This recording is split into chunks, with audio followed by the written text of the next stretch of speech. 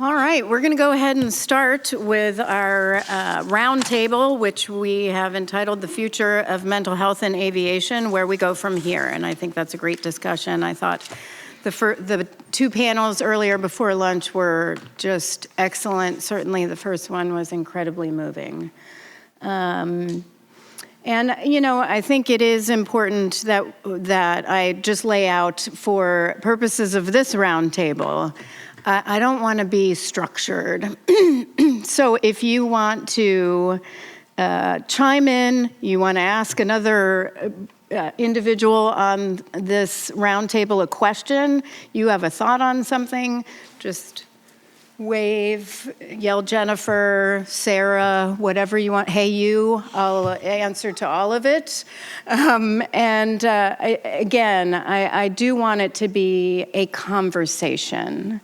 And so I'm going to start off with a question, but again, whatever we want to pursue, I'm willing to change direction. So the first question I would throw out, how do you feel attitudes in aviation have changed mental health since the pandemic?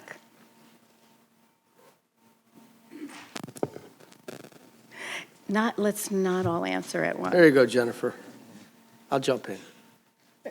Yeah. So Dave Sparrow with the Professional Aviation Safety Specialists. We represent 11,000 FAA employees, 4,000 or so in aviation safety, and about 7,000 in the air traffic organization. You know, I think at least in the federal government, in the aviation safety sector for FAA, I think there's sort of a mentality of that was behind us now, and let's get back to how things were before, and we're fighting some of those struggles, I think that they haven't really learned all the lessons they could have learned from what's gone on. So, you know, my concern is that we aren't going to look at this and just trust them to move forward with some of the initiatives that they promised they're going to do. We got to. I want to say keep our foot on the gas, but I think our hand on the throttle is better for this forum. So, thank you, Dr. Ayers. Can you hear me? Frank Ayers, Embry-Riddle Aeronautical University. Let me speak for college students who I spend a lot of time with. Obviously, this is a significant event. And if you're an aeronautical science student, if you're on the pilot track, you went through a year or two period where your hiring prospects went fairly close to zero. You come out the other end of that. From when I went to college to now, universities are much more expensive. Students have a lot of student loans. When you add the 1,000-hour or 1,500-hour rule to that, the pathway to an airline seat is a 6 to 7 year process. And so you might understand the reticence of university students to want to bring up issues associated with their certificate, because the path out of their financial predicament and the other issues they've had to deal with is that coveted airline job. And so I hope we can think about in this whole process the seed corn of this entire industry, which are these students who are coming up, and they've been through a bunch, and it's been very challenging. And I'd also say on their behalf, they're quite resilient, and they seem to have done really well. But we owe our time to pay attention to them. Jeremy. Hi, thank you. I'm Jeremy Horn, here representing the Regional Airlines Association. I'm a Horizon Airlines safety professional. And to take the next step from Dr. Ayers, those entry-level airline pilots come to regional airlines, and I feel like they're particularly vulnerable because they are a generation that first they've had challenges as they've really invested their time and treasure and literally mortgaged their future to become an airline pilot. But they're also a generation that is more attuned to talking about their feelings and seeking help, as we saw earlier today. But then they meet a culture of an old crusty captain who grew up in my era of rub dirt on it and walk it off. And so those are their mentors. So they come to the airlines, and without anything tangible changing in the eyes of those crustier mentors, their attitudes then are shaped as, well, I guess I just need to be quiet and rub some dirt on it and walk it off. And so we have generational propagation of stigmas and myths that I think it's going to take a really significant change to overcome. Travis. Thank you. Airline Pilots Association, 77,000 members, so I have a slightly different view. I think most of us think the pandemic was a slow time. A lot of my passenger folks did spend some time on the, waiting, wondering if they were going to have a job. We had exactly the opposite problem in cargo. They were working both ends, and now the reverse has happened. So I think a theme for all of us should be, it's not a one-size-fits-all issue. This is going to be very tailored to the individual organization. Although there are some underlying principles I think we can highlight, I think we need to also understand that each individual property and organization is going to have a specific need, and that needs to be met from them and not necessarily from a regulation standpoint. I think where I get worried on the student side, I mean, I'm a mom of a 15-year-old. On the student side, as they graduate, if FAA isn't prepared to take on an influx of applications or medical certifications that will have to be reviewed, they're going to have some issues. It's going to be a big backup. So that's one thing I think about. The other thing I think about is with respect to youth. You know, when I was in the 1970s and 80s, Mumble on that. yeah, mumble. You know, as I was growing up, there weren't diagnoses for quite a number of things. I mean, it was probably the same, rub some dirt on it and keep going, you know? But now it's changed. It has changed in a good way. But that does also have some implications for those seeking to become pilots. So, yeah. And in other fields as well. Yes. Yeah, and Andrew Lebovich with the National Air Traffic Controllers Association. I do think, just to pivot on what you said and what Travis said, mental health issues are not new, but they are being addressed differently in society writ large and certainly within our industry. And I think it's a testament to that we're all here in this room today. And I think we do have the opportunity to seize this moment in time to collectively and collaboratively work to find solutions to provide better care for all of the people in the aviation industry that we all represent. Okay, we're done here. We can go home at 2 o'clock because that's exactly the point here. We want to be able to create a culture that people can get the help, receive it, and seek it, receive it, that they need without fear, right? Yes, Dave. Matthew Kane with Southwest Airlines Pilots Association. We're starting to see that now, less reluctancy with our new crowd coming in. And we've put a lot of work into multiple programs to allow that. And we're really starting to see some good results on that. It's been really encouraging. Mm-hmm. I'm interested, Dr. Blue, what you're seeing amongst the younger folks and flying and some of the concerns. We see, I think probably the most significant things come in two categories. One is misdiagnosis. People who are diagnosed with ADHD, for instance, that are misdiagnosed or that really don't have a diagnosis, or people who are put on depression medications for situational depressions when those medications don't work. I think that's a huge category of problems that we see. And undoing those is a really difficult process. The other issue is, and I've had this discussion with the FAA before, is what is the significance of a pilot who has a mental health problem? In other words, how does depression affect the ability to operate an aircraft? And no one's been able at the FAA to answer that question to me. And so if we don't know how it affects the ability to operate the aircraft, what are we doing? And we do know that people who develop a depression problem, it's not a major depression, they still qualify under basic med. And they go to basic med instead of going to a third-class medical again, and they do well. And so it's like, I still, the question I keep asking myself is, what are we doing? What are we doing? So I have a follow-on question for Dr. Blue. How well does this cog screen business work? Could you explain that and educate us on that? I want to point out you may be late, so it wasn't. The cog screen is a computerized test that was developed by a neuropsychologist. I think he's a neuropsychologist, PhD. And what he did was he tested a bunch of pilots and then created norms and said, okay, this is the norm for this sort of pilot, and if you don't make that norm, then you fail. But there's no connection to a cockpit. In other words, it doesn't say, okay, if you have this score, if you come up with, let's say you come up with a 70, it doesn't mean that you can't operate an aircraft. It just means you came up with a 70 and the average was supposed to be 80.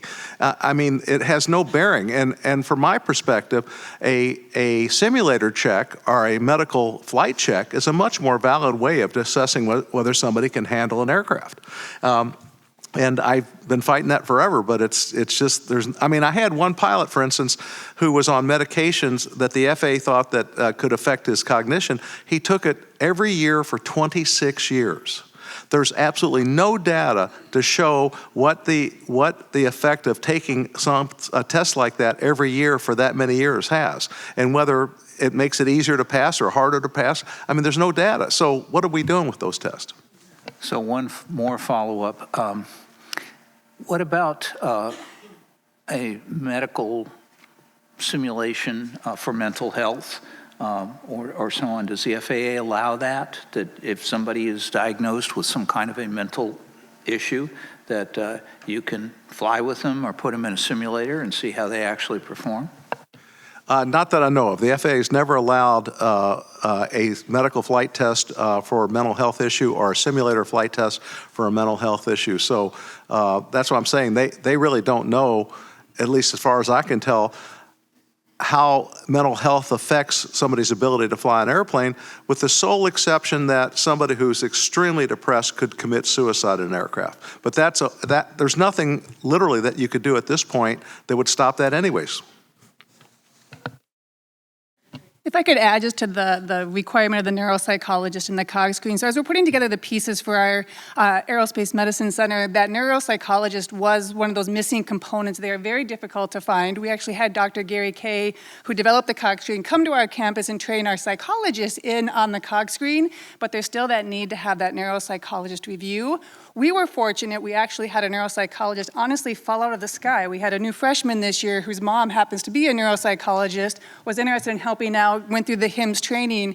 But it is a piece. I think the neuropsychologist definitely has a place if someone has a traumatic brain injury or long-term substance abuse, but I'm not sure it necessarily has a case in the mental health area. But it's a real challenge. It's a real challenge to find that HIMSS certified neuropsychologist to analyze that screening, whereas psychologists are able to take a look at it in most cases. So Dr. Berkey, how... and I am not a psychologist, how do we know that what they have ascertained, how does this apply to flying an airplane, and what data do we have when somebody says, oh, you've got X, and we know that if you have X, with the exception of somebody being extreme, which hopefully we're not dealing with, but most of the things follow the bell-shaped curve, how do we know that any of this makes any sense whatsoever? And again, I am not a psychologist, definitely not a neuropsychologist. I'll probably defer to Dr. Quay Snyder and Billy Hoffman that might have more insights on the cog screen and its ability. Sorry for throwing you under the bus, sir. That's quite all right, sir. So the cog screen is a screening tool and not part of the full, it's a necessary but not sufficient part of the whole neurocognitive evaluation. It's an initial computer test that looks at neuropsychologic skills that have some relevance to aviation, but relevance to any type of neurocognitive tasks that we have. They look at throughput, which is essentially speed plus accuracy, and a bunch of short-term recall, auditory, short-term recall. Billy, help me out if I'm get off track here.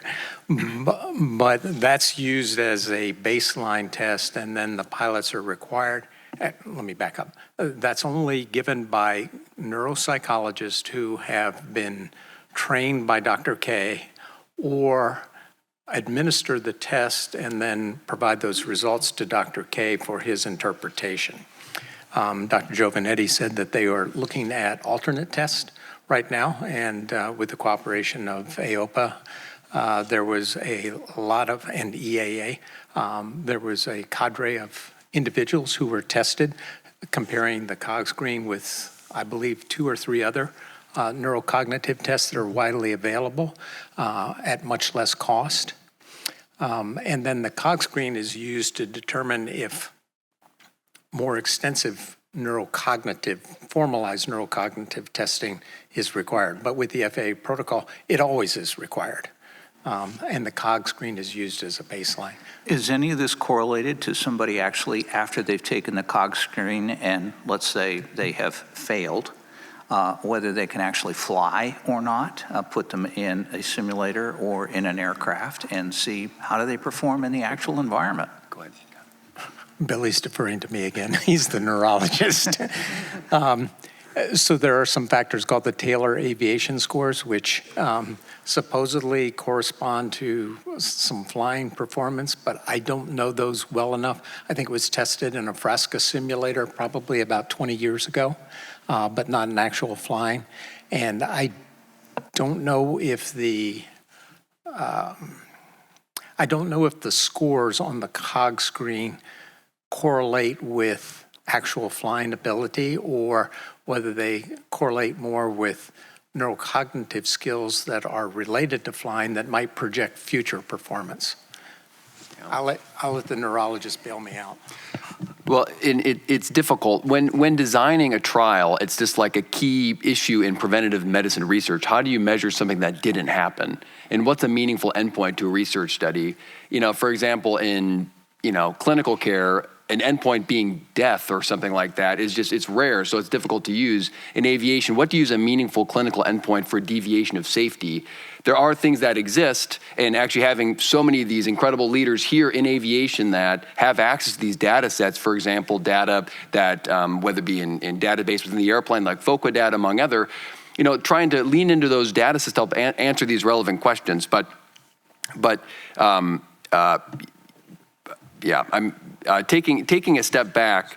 Sorry, Doctor. I'll let Dr. Giovanetti answer it. Oh, sorry. Nice slither. Sorry. So one thing I would add is that as we think about how do we want to address this challenging issue in the system of the future is first thinking what we want that to look like, and then subsequently studying that to see if it will function. For example, in a drug trial, what the trial is designed, the data is acquired, and then it is determined whether or not an intervention is safe and provides a satisfactory benefit. Well, then that subsequently becomes standard of care is this data-backed approach. We might take a similar approach here, is try to design what we might think an alternative might look like, and then through the many wonderful experts here is lean into the data sets that are available to try to answer that in a data-backed way. Yeah, I think that's the question is this particular test or any test that we put up, is it in fact a valid test and predictor of whether someone can fly an aircraft safely and in what environment? A 121 operation is going to be quite different than somebody just flying themselves in a light aircraft. And so I think that's one of the challenges that face us collectively here. So I am not a neuropsychologist or anything close to it, but as a pilot, the one thing I don't hear in all this is the prime skill that I see in flying is decision making. And about 85% of effective, safe flying is making good decisions. If you make good decisions, you don't have to be Steve Canyon.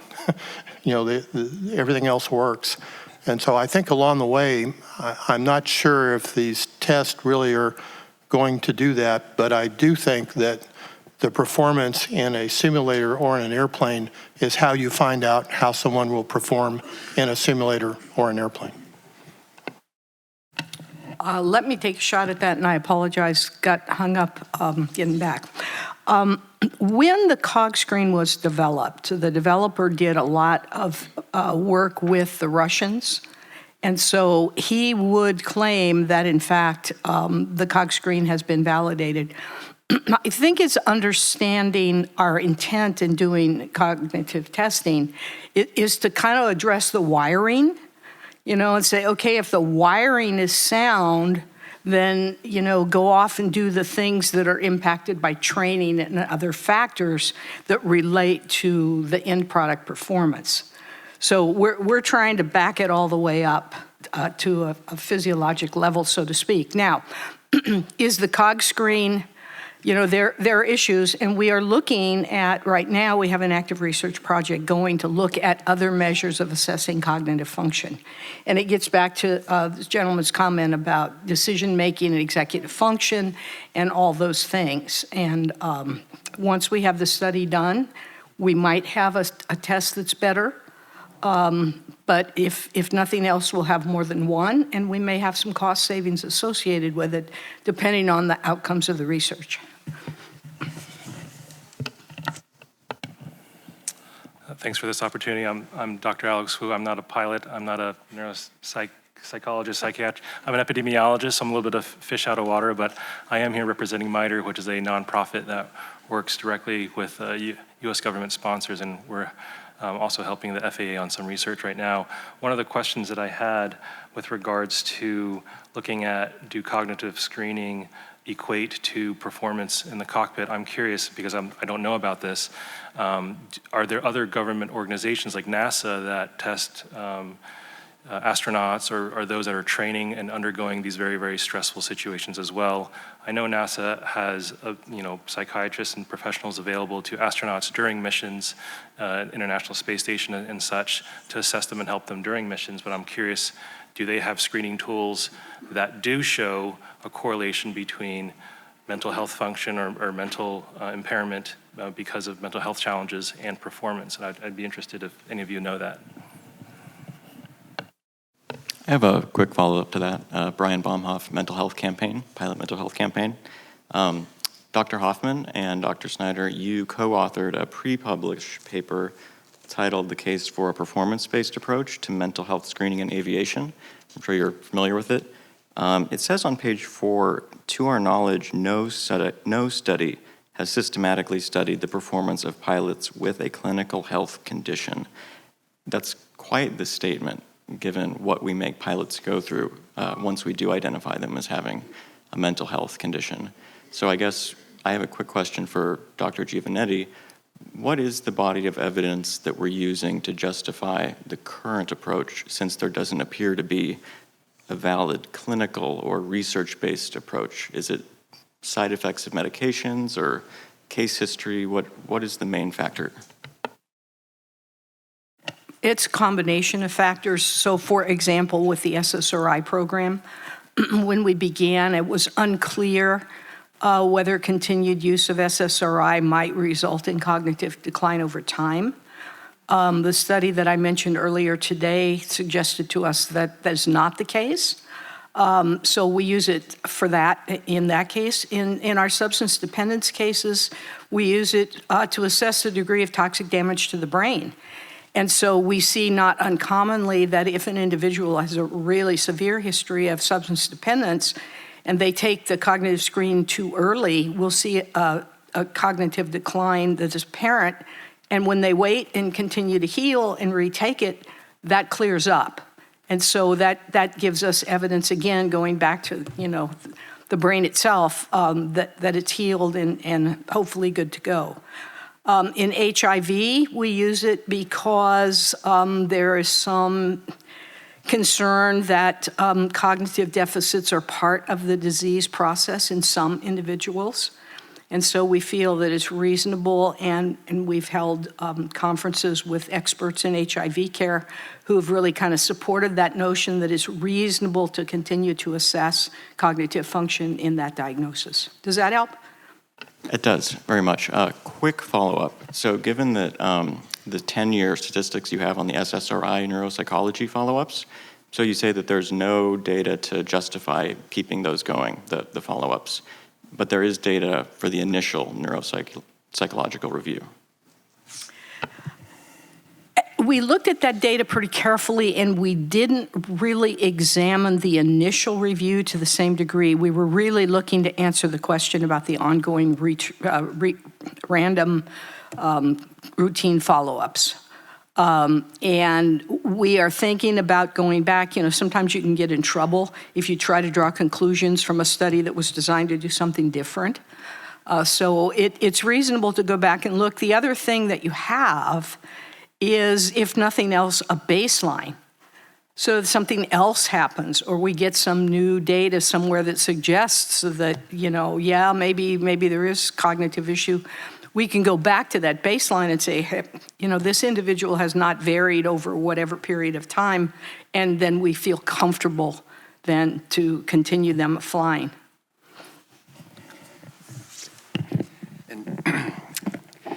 So if you could think for a second about the logistics of trying to get a study through the Institutional Review Board, where you're going to ask pilots to disclose they have a mental health diagnosis and to put them into a scan or put them into a flight simulator, very difficult. In fact, we've tried to put one through the IRB. It's been there for 18 months. And so I haven't heard anything back yet, but very hopeful to make it happen. But I mean, I would open it up to the many folks who are leaders in these organizations is, one, what are the data that we need beyond pragmatism that we need to answer the relevant questions? Do we really need to put pilots with mild mental health symptoms into a simulator to demonstrate that we can fly? Operationally, we know that there's probably a whole population of people who are doing this already.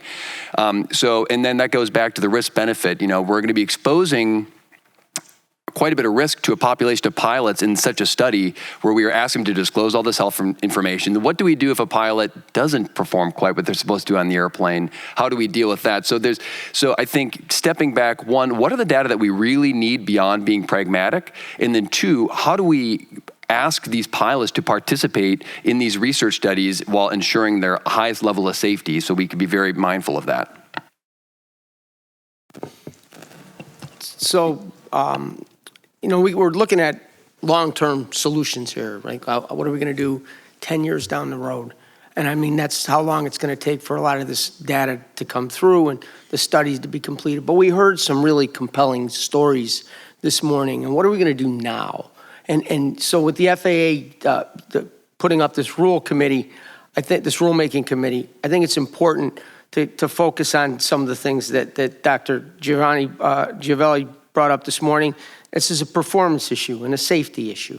So we've got an aviation safety workforce that we represent that create policy and educate the public. And there's got to be some things that happen now to get through the bureaucracy that we're dealing with right now with the FAA.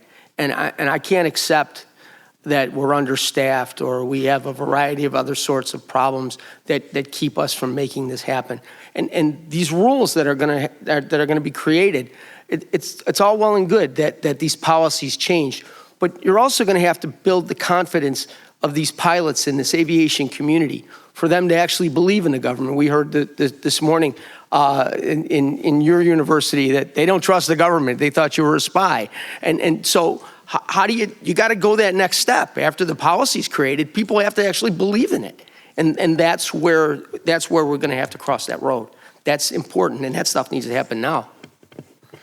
Yeah, I think it's important to point out that, and the peer-to-peer counseling programs are phenomenal, but we wouldn't need peer-to-peer counseling if there was more of a process or some trust in the system and what happens as a result of disclosure. We wouldn't need those things, but thankfully they exist. I will mention, and we were on Embry-Riddle's health unit website, which talks about pilots seeking services external to the college and warns them there could be a diagnosis. And You do not need to report visits to a mental health professional on your FAA medical application unless you are clinically diagnosed. I think that's excellent information for the students, but at the same time, if there wasn't a problem, we wouldn't have to keep reminding people. I think, what I heard a little bit in the last panel is it's not an issue of safety versus mental health. Mental health is safety. Mental wellness is safety. And we have to keep in mind that we're all coming at this from a viewpoint of safety. We may have different views on what that is, but the status quo, I think, is not acceptable. So. So Mark Larson, Director of Safety and Flight Operations for the National Business Aviation Association. And Jennifer, I think you hit on really kind of a good point. There's absolutely a place for peers in evolving the culture of our industry and that piece.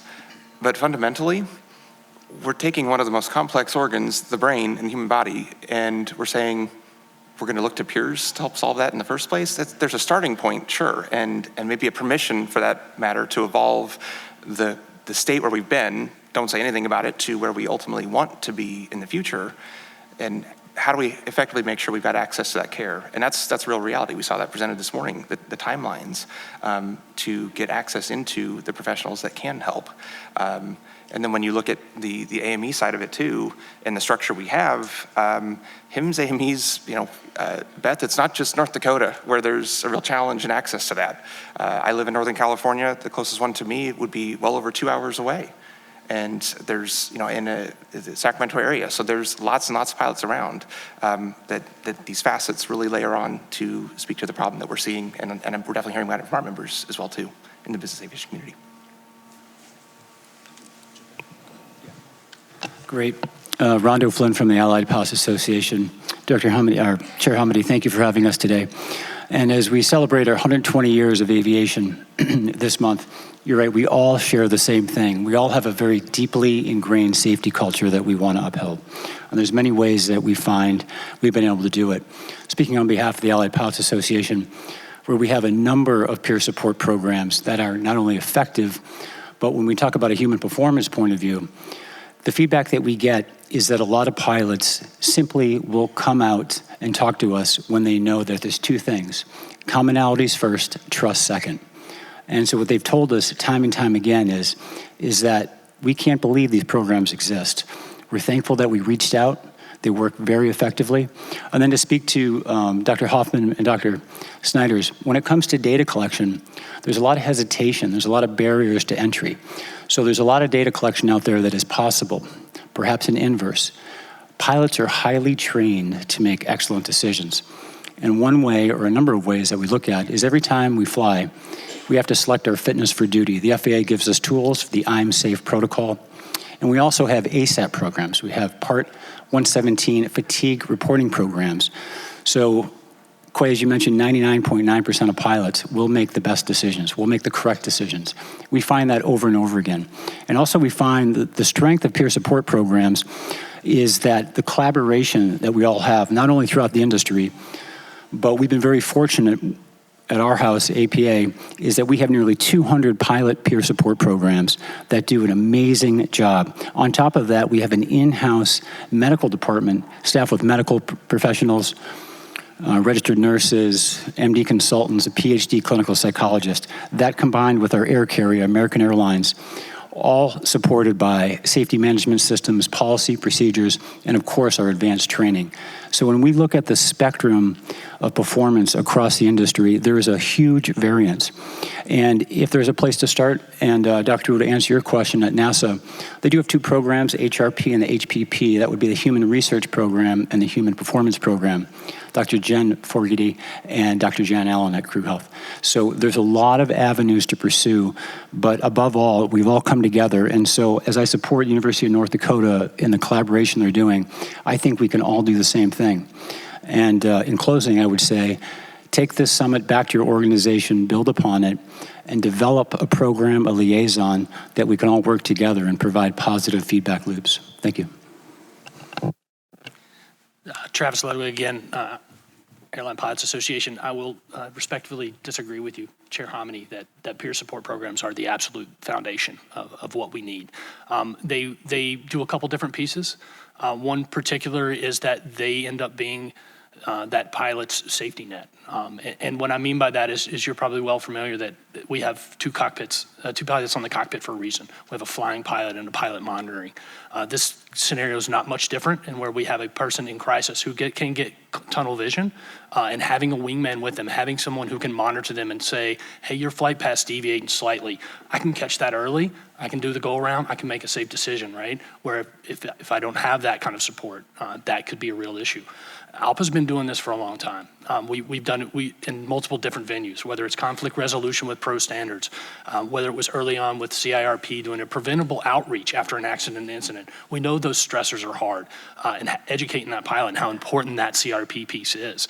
HIMSS, since '74, has been a three-legged stool that we've safely returned pilots back from alcoholism that previously had no way to get back to the cockpit. We have these prior systems set up, and we know how to work them. And peers are a very real part of that. 2017, we started our pilot peer support program. That is an integral piece, 24/7 coverage of all of my 77,000 pilots. That's 16 hours of teaching that those peers go through, not to be clinical professionals, but to understand and to Dr. Gianovetti's concern, be that safety screen.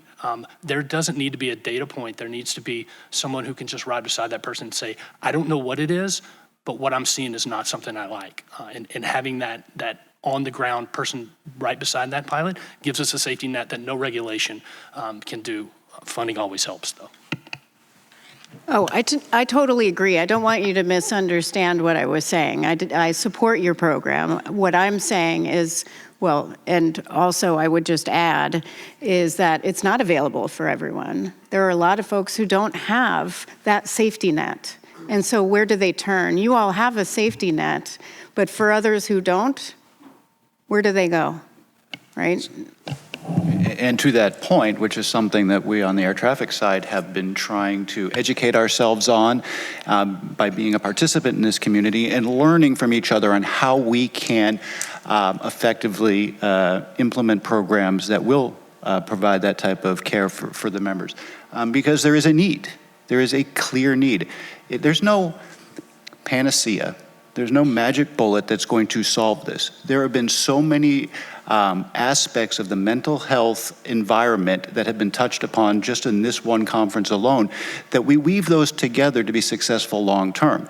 While there have been some potentially critical comments about peer support programs, we aspire to have just those basic rudimentary programs, because that may help a small percentage or even a large percentage of people get the care they need one way or the other, and certainly help to reduce the risk in the system, because that ultimately is what we're all focused on. How do we improve the safety? How do we reduce the risk?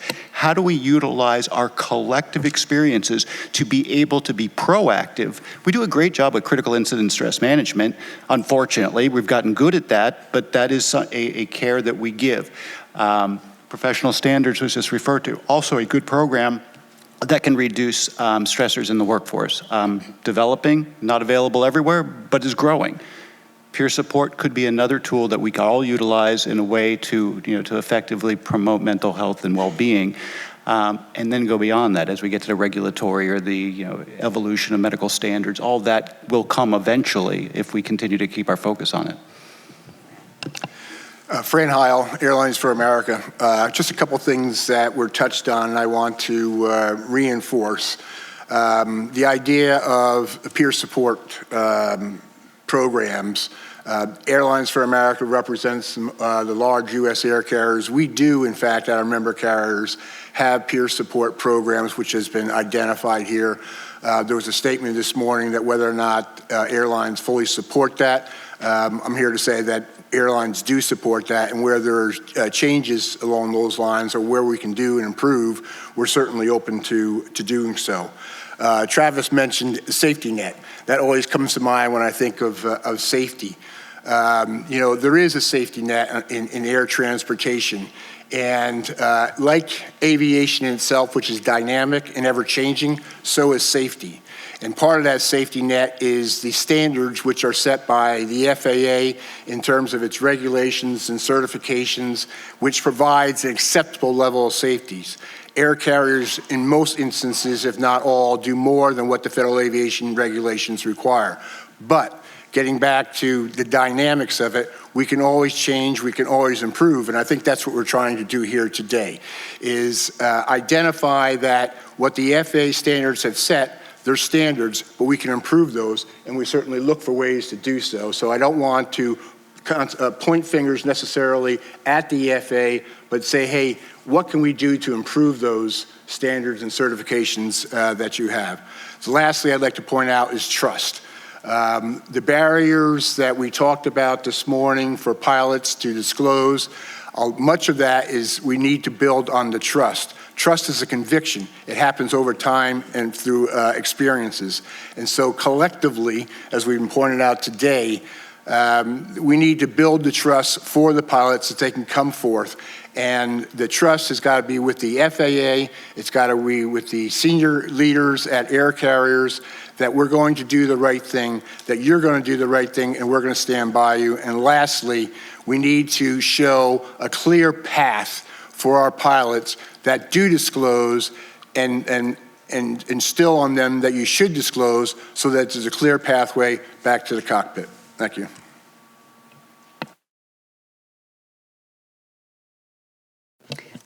Go ahead.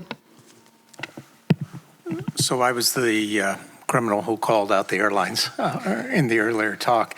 And what I'm seeing, sir, is support in a verbal way, but not in a tangible way, with the exception of one U.S. airline who has established a full-time person paying them an international captain's salary to be the company representative. But most of the airlines don't have disability policies that support long-term sick for people with mental health problems.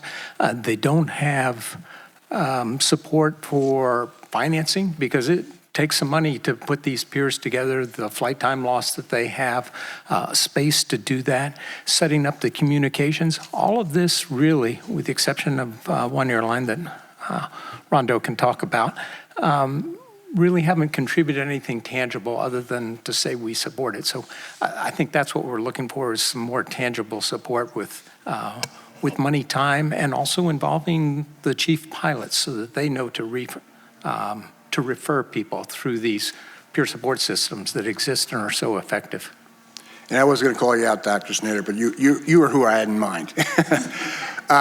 So, like I said before, we can always improve on things, and what you have identified are things that we can bring forward, and maybe there are ways in which we can change the way we're doing business. But again, those are decisions that individual operators, but certainly I welcome those thoughts and be able to share those. Thank you. I'd also like to, I think we need to make a clear distinction too, because what you heard a lot of this morning from our opening panel is one problem after another that was not managed the way it should have been. And I would also draw the distinction between general aviation writ large, Part 91, 135 versus 121. The resources are different, the operations are different. My friend Mark here, who represents NBAA, I would suspect that except for the very largest operators, most of them don't have anywhere near the kind of support. And so they are dependent upon the AME community, and they are dependent upon the FAA to help them work through this. And unfortunately, that's not where we are today.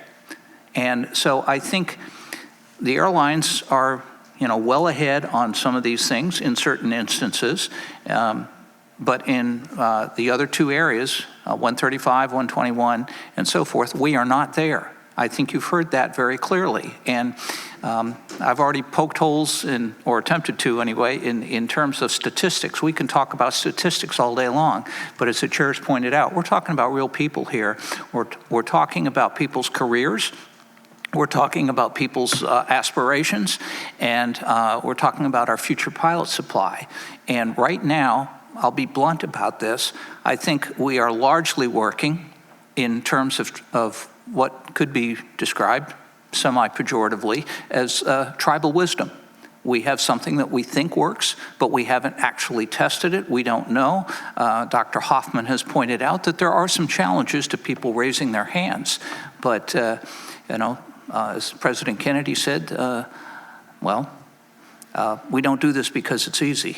We do it because it's hard. So this is not an easy task, and it's going to take time and money, both of which are in short supply. But unless we collectively agree that that's important, and I'm talking about all segments of aviation, not just 121, we're not going to get to where we need to.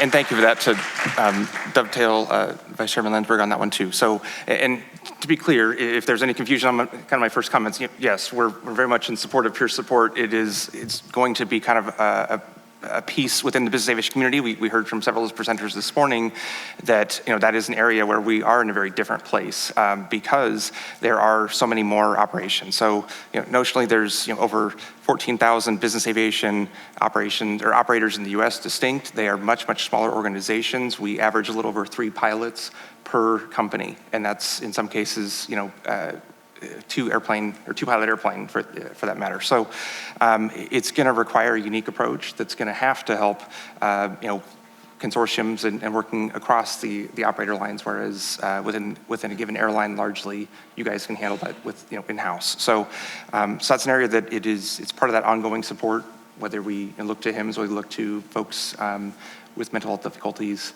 It's part of that, but to the extent for the cases, the calls that I've heard about, there are definitely some situations where it would be, in my opinion, far too much to put that just on a peer and say, try and handle someone that's, dealing with a very severe mental health case in that situation. And that's where I want to make sure that we consider that we can bring professionals to the table when that's necessary. Thank you. We'll go to Dr. Ayers, Travis, and then I have a question for Jennifer. So I've been doing a lot of listening today, and this has been excellent. I keep hearing the word trust. I'll give you an example of trust. When I was in the Air Force, the flight surgeon was my family doctor and was my neighbor.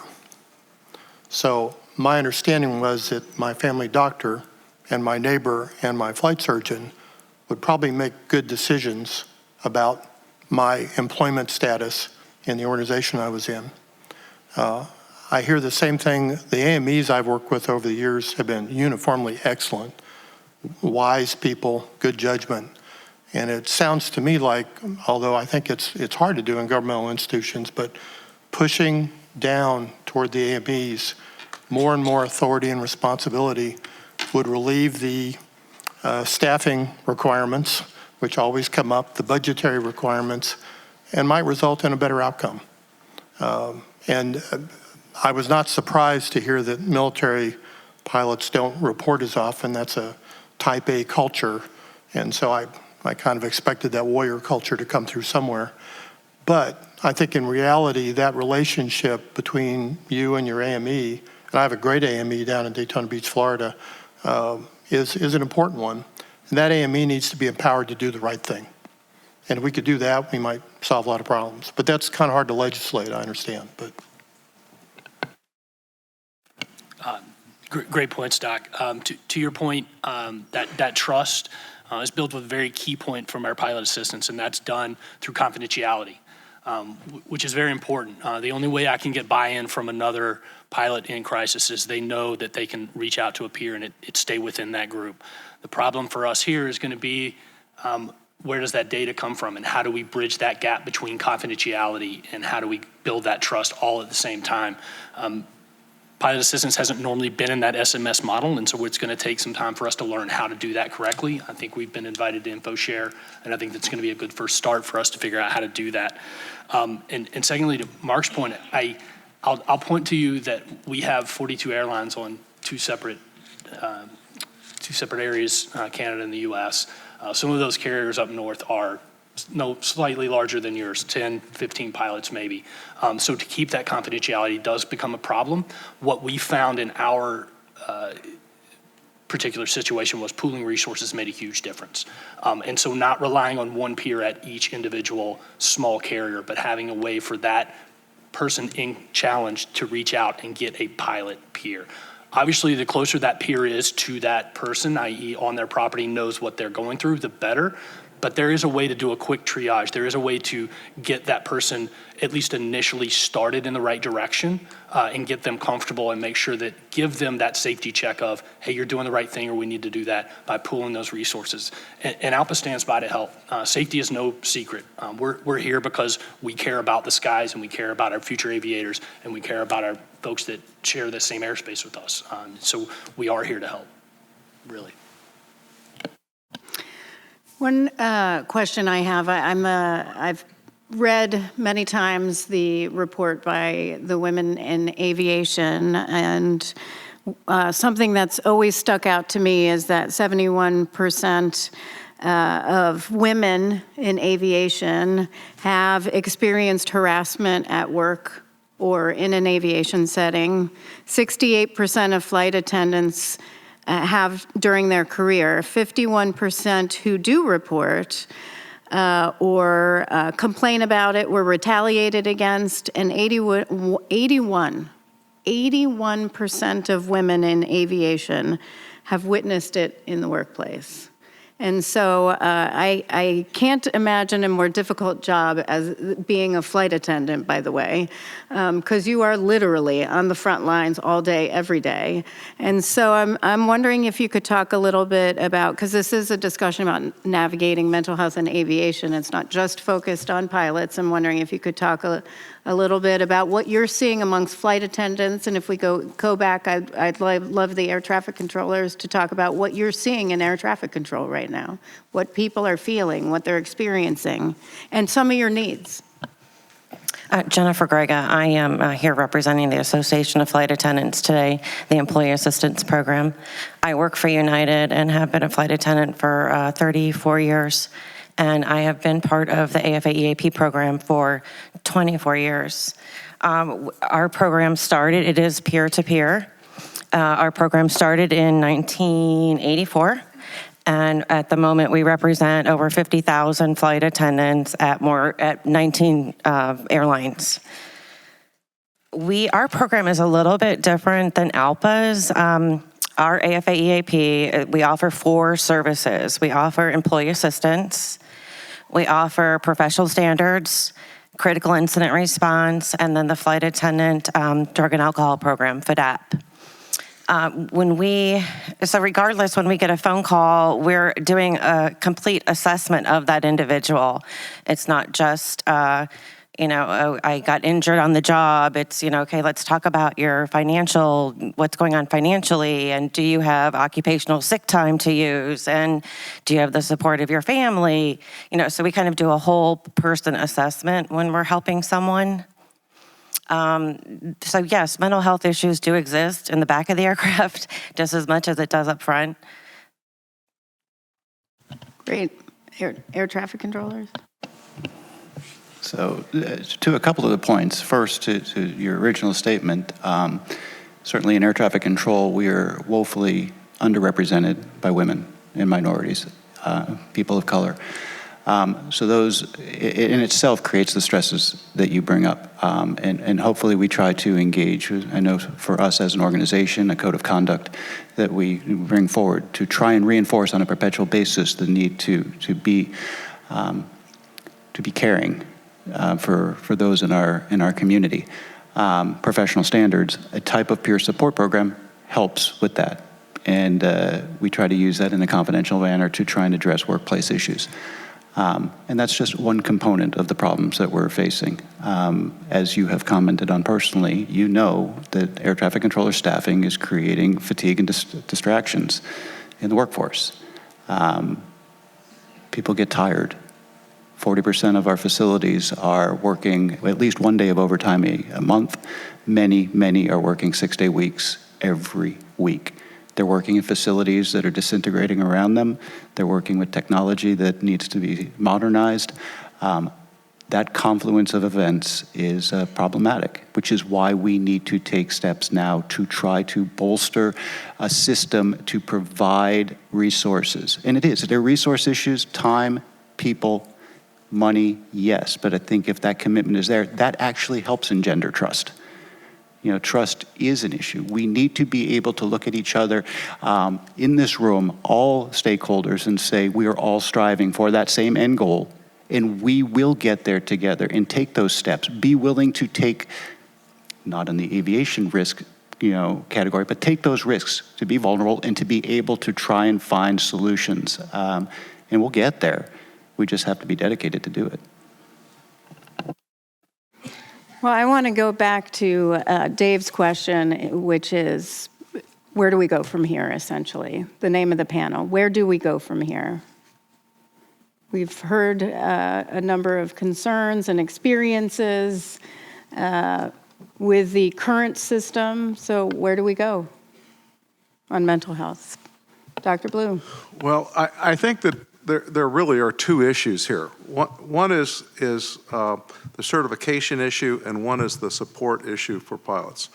The certification issue, to me, I'm not sure I still understand it. Given the statistics, there are thousands of pilots out there that are functioning well, depressed, either on medicine or off medicine, that the FAA does not know about.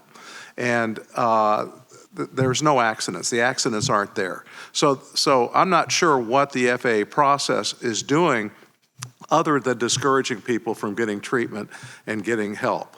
So if we're trying to get people, if we're trying to help the aviation community, we need to get them to acknowledge a problem, and we need to get them treatment. So we have to reduce the fear of the FAA consequences if they disclose that. And so I think that's where we have to go, and hopefully the new committee that the FAA is setting up will change some of those rules so that we really do a proper assessment of really what is a threat to aviation safety. Is it somebody with a situational depression who has recovered? Is it somebody who's had a situational depression 3 times and recovered 3 times? Because that's a big no-no to the FAA. We need to really know what is truly a threat to aviation, and we need to support people. And I really think the major thing is to come up with a rational and academically based way to evaluate pilots so they're not threatened to disclose their mental health issues to the FAA.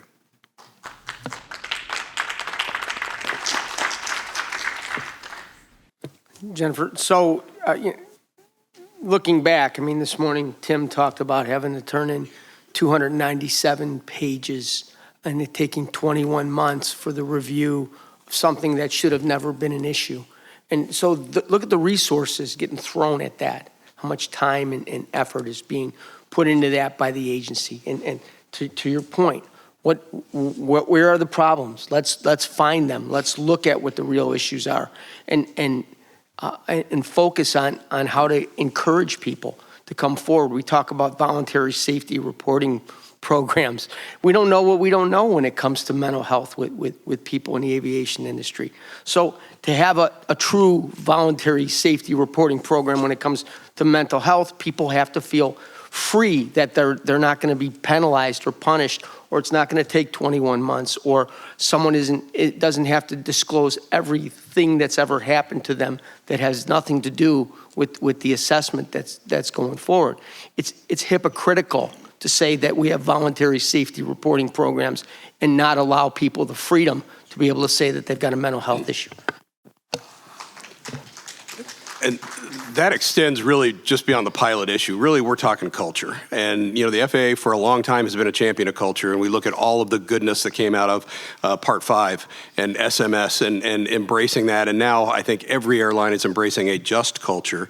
And we're not there yet, and the FAA could help lead that as well. Because I look across our industry, it's not just pilots. As a matter of fact, we had a death by suicide this summer in San Antonio on the ramp. At Horizon ourselves in 2018, we had 449 that was taken by a ramper, and that was the vehicle for his death by suicide. So I think just as every work group has been impacted positively by the FAA's approach to safety, the FAA could really be thought leaders and put their money where their mouth is, I guess, with an emphasis on mental wellness as well. I will, I'll go ahead and reiterate kind of a lot of what's been said here. We hear from our members about these problems every day. The same emails that Dr. Hoffman gets, we get as well, sort of pilots in pain, wondering when is anyone going to do anything? And so I think everyone in this room needs to commit to themselves and to the organizations that we represent that we are going to move forward and we are going to do something. A few concrete recommendations that have come our way. Peer support. I like the conversation around peer support. From what I hear, some pilots love it. It can be life-changing for many pilots. As others have alluded to, it's not the right solution for everyone, or it's not even an option for everyone. So we need something in place that fits everyone's needs on an individual spectrum. Disclosure, mandatory disclosure of every medical appointment going back whenever.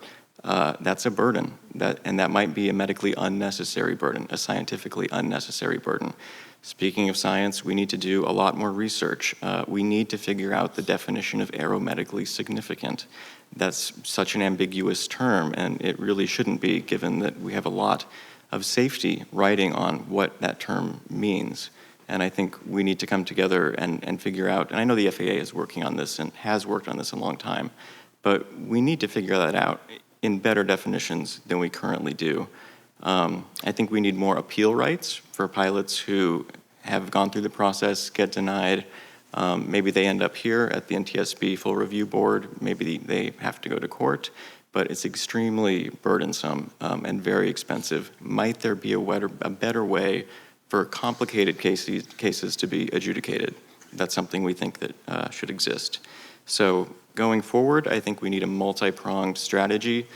Short-term, medium, long-term. Short-term, how do we alleviate the most suffering for the most amount of pilots right now with no effect on safety? And then medium and long-term, that's going to be more about shifting the culture, stigma, as many have alluded to, that's ingrained in a lot of our industries. It's ingrained in our cultures. Just getting, like Dr. Giovanetti said, just dispelling all the myths, that could take a generation of trying to undo the information that's been spread through these policies that have been in place for a long time. So it'll take a while, but we do need to start moving there pretty quickly because people are suffering. Yeah, I think you put it really well. I mean, when I look at this, not only in the aviation community, but also in other areas where I'm lucky enough to represent people who perform safety-sensitive functions, be it in the railroad side, transit side, whatever it may be. Changing culture does require a focus where the directive is purely about the health of the individual and not about, I think there is too often a fear of retribution from either a regulatory agency or an employer as well, in whatever in whatever the field is, where people are very, very risk averse about sacrificing their well-being, their ability to earn a living by disclosing something and seeking an opportunity to get help. So I think as long as the focus is entirely on health, on the individual, on making sure that they have an opportunity to get better or challenge or address whatever they're feeling, whether it be substance abuse or mental health, I think that's where you're going to start to see success and that cultural change that was referenced earlier. Whereas we're very clear about what the goals are. And that the goal is to help the individual and make sure that we are continuing to allow them to do their job to the best of their ability, and that they're not going to be punished for seeking help for whatever it may be. I think that's the most important thing, and that's the way you change culture. It's not with anything other than focus on the individual. And go ahead, sir. I was just going to say, we have a reporting system that's worked pretty well for general aviation, and the air carriers use it as well, and that's the Aviation Safety Reporting Program run by NASA. And basically, somebody can turn in a report, either something they see or something they did themselves. And the benefit to that is that the NASA people take a look at it, and then they de-identify it, and then notify the appropriate airport or airline or whatever as to what transpired. The key point to that program is that it doesn't allow the FAA, when somebody voluntarily discloses that they did something or they saw something that maybe wasn't exactly in keeping with the regulations, they don't get punished for it. It seems like we might be able to set up a process because the infrastructure, at least on NASA's side, is already there. So if somebody has a mental health issue, they could be encouraged to go here, and now we go look at the individual organizations. It's a little harder for GA, but maybe there's a way to manage that, to say, okay, we'll let NASA act as the go-between. FAA, you'll get the de-identified data so you can start to build whatever information, and obviously somebody knows if there's a crash or something subsequent. You know, we have a way of tracking it, but it's not going to be punitive. Now, I'm getting down in the weeds here in terms of tactical, but that's something that could happen pretty quickly if we chose to do so. So you mentioned about the NASA ASRS program. We also have the safety reporting program, ASAP programs for pilots at one of the carriers. And that's worked pretty well. And that's worked very well. It's been around, but it was a slow process. What was reported early in the program is much smaller than what is reported now.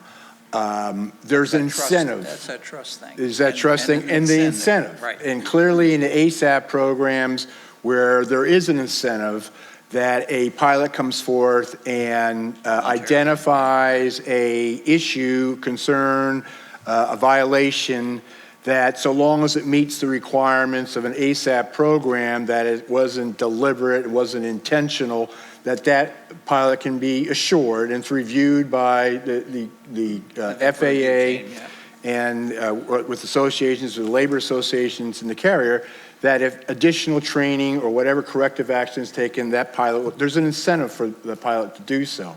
I think what I'd like to hear and what I'd like to discuss, and maybe as we go forward, is what is the incentive for a pilot to come forth and disclose his or her mental condition? I think that's a very important part of looking at it. And again, it goes back to the trust as we talk about, but I'd like to see some incentive for pilots to come forth with that. Well, I think you've actually hit the nail on the head in that, you know, what's in it for me? And if I'm going to go ahead and raise my hand, do I get shot at? And the answer is both under ASAP and under ASRS, assuming it meets the requirements, you don't.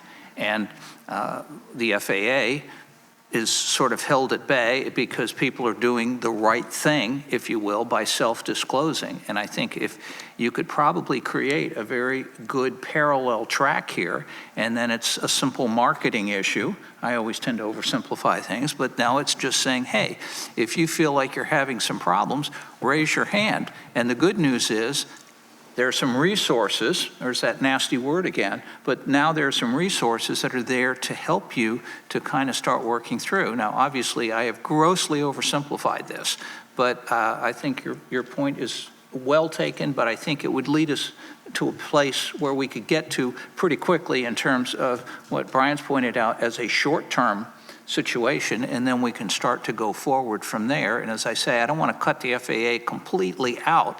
I want them to get the data. I don't want them to be punitive. So if we can manage that part, I think we're getting to a good place. Well, what's good about a safety role is that whether it's the commercial aviation safety teams or a lot of the safety teams that we work with the FAA, you mentioned holding the FAA at bay, and I don't believe that we're holding the FAA at bay. They're a partner with us. So, and they get the information that they can use, and I believe, at least in the safety realm, the FAA wants to have that knowledge and wants to be a partner and wants to be part of the solution. I would agree, but where we draw the line is punitive action and the just culture. And right now, that's not where we are. And I know the FAA has said, well, you know, we don't have this problem. That's not the perception that we've heard this morning. And, you know, sometimes it works and sometimes it doesn't. And I don't care to gamble my certificates or my livelihood on, you know, sometimes it works and sometimes it doesn't. And by the way, it's going to cost you $10,000 to $20,000 in 3 years in the process. So if we can get to a reasonable accommodation and the FAA is willing to participate in that as a partner in a non-punitive way, I think now you've got something. So as it relates to what Brian said about short-term solutions, while we kind of grapple with the certification and the screening relevant questions, in the short term, the data have told us what are the factors that we can modify as things currently exist. And whether it be through an outlet through in the rest of clinical medicine, we have clinical practice guidelines that guide decision making. But to my knowledge, that doesn't exist for operators in various settings to guide what are the minimum resources that a pilot in that setting should have. And whether it be through an NTSB recommendation or with the upcoming FAA ARC, what are the minimum things an airline pilot should have? A student at a university in the U.S., a general, or a MBAA operator, for example. And the factors that we know of in the data, for example, looking at from a health systems approach, disability insurance, access to embedded AMEs inside the organization that allows for knowledge of health literacy and navigating the system, peer support programs, and then marketing as it relates to transparency about how to navigate the system. I mean, these are things that we can modify, at the level within our organizations that help lower the barriers to care. But having a document from whatever organization providing those recommendations is something that is operational and relatively, could be done quickly. And I think to Dr. Snyder's point, without medical parity, without being able to be on disability for longer than 18 to 24 months, which is what most of the carriers have if you say you've got a mental illness, we're never going to get there, because what happens if it goes bad? What happens if the evaluation and everything goes bad after you've disclosed that? I think that's a real step to get to. And if I could just add a couple of things as well. Getting to the non-punitive just culture regarding the mental health is absolutely critically important.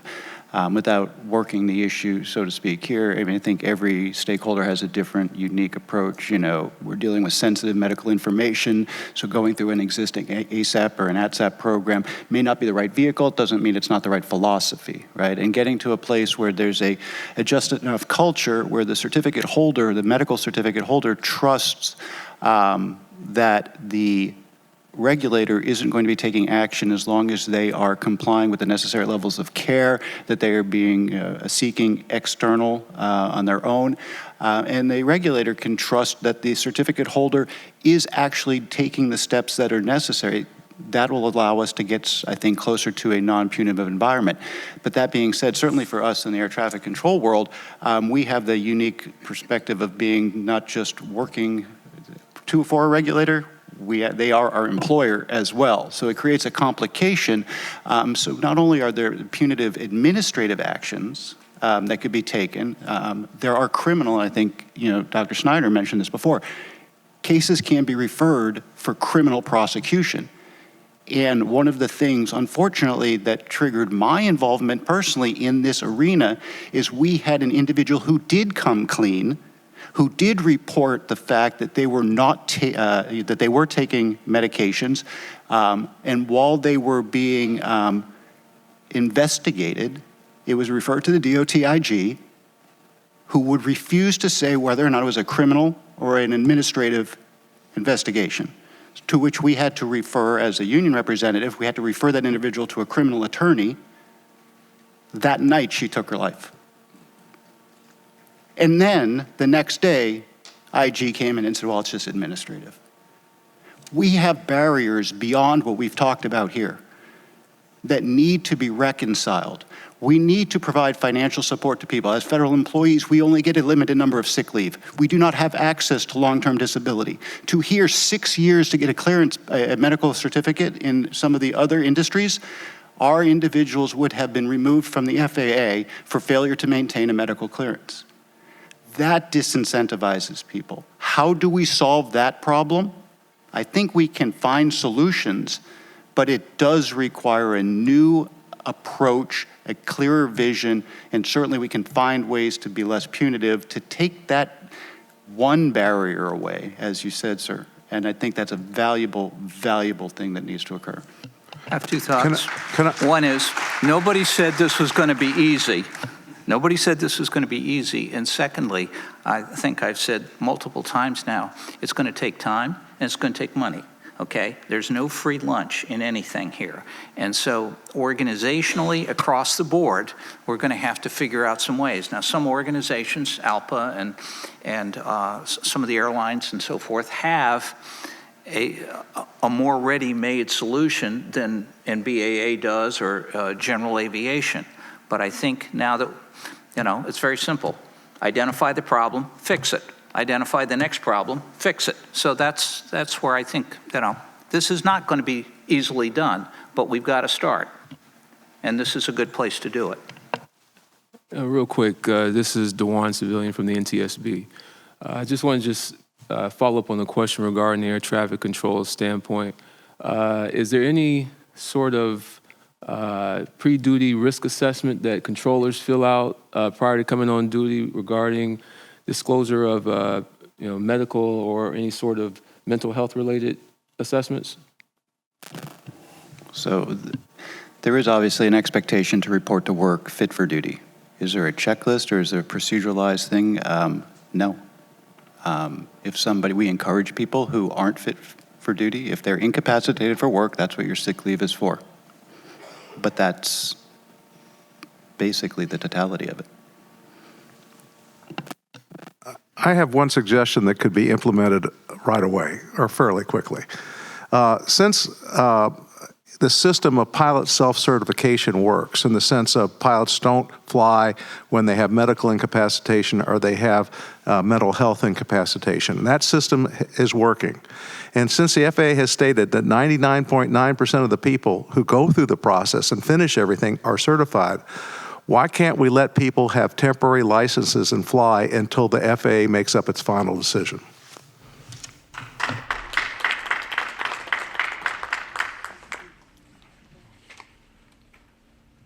All right. Other thoughts there?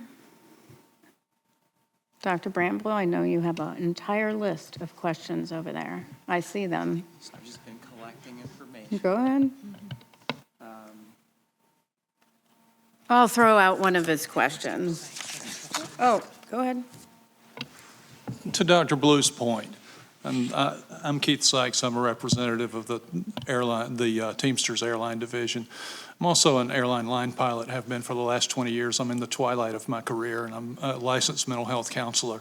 I work a day a week in a private practice as a mental health counselor. To Dr. Blue's point, perhaps some of the greatest answers are in the personal relationships that are built through peer support programs. Recently, I heard a statistic, and I heard it thrown out this morning, that 80 to 90% effectiveness of peer support programs. Most mental health diagnoses are not serious diagnoses, and with the personal angle of a pilot speaking to a pilot, we find through our peer support program, which is relatively new and is at a very small airline, we find that most of our pilots return to some sort of point of normalcy after a divorce, after episodes of anxiety that are often trauma related, or just life changes, training issues, problems with management in their company. So we find a great effectiveness in talking to one another, which is, I know there are other line pilots here, which is what we do in the cockpit. And having a team of trained professionals or trained non-professionals that can just field the questions and can talk things over. I want to stop that so I don't ramble, but I do want to make one point. All of us that have flown the line for any length of time know people that pass check rides, and they do really, really well. And in the cockpit, they're a mess. And we say those guys are good check ride takers. And in mental health, I found a parallel that there are people that do therapy well. And I believe that there are people that can do neurological testing well. And the question is always, are they telling the truth? The 56% statistic of people not reporting would tell you unequivocally that they are not telling the truth. That even, and I do believe in the testing, and it's been a large point of my research, but it would tell you also that the research doesn't tell the whole story. I really appreciate the emphasis toward performance and toward how people actually act, because this is not a static problem, this is a dynamic problem.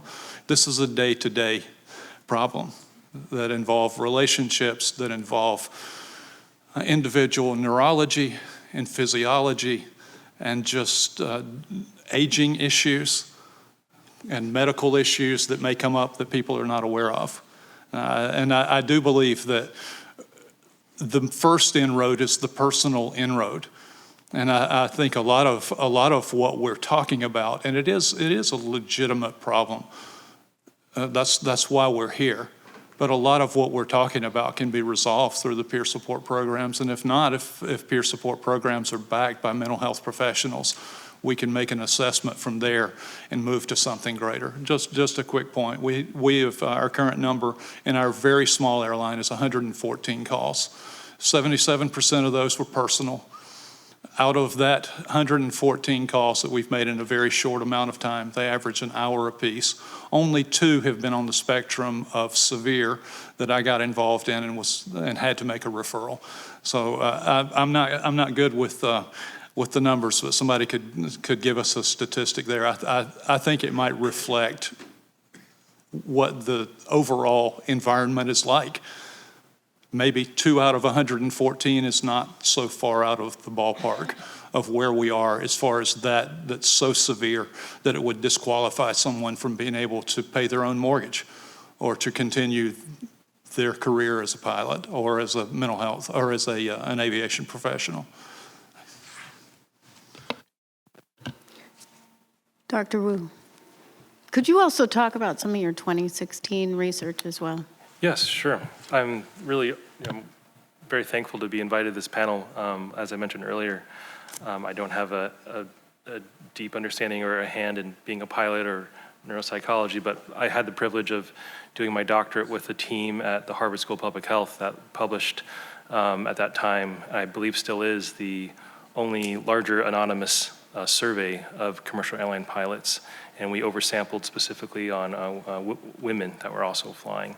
And I've heard from others that have been here that they have cited that paper looking at that number, and thank you for doing that. I think one of the things, I have 2 points. One of the things is the question, and the point has been raised about, what can we do now? What can we do moving forward?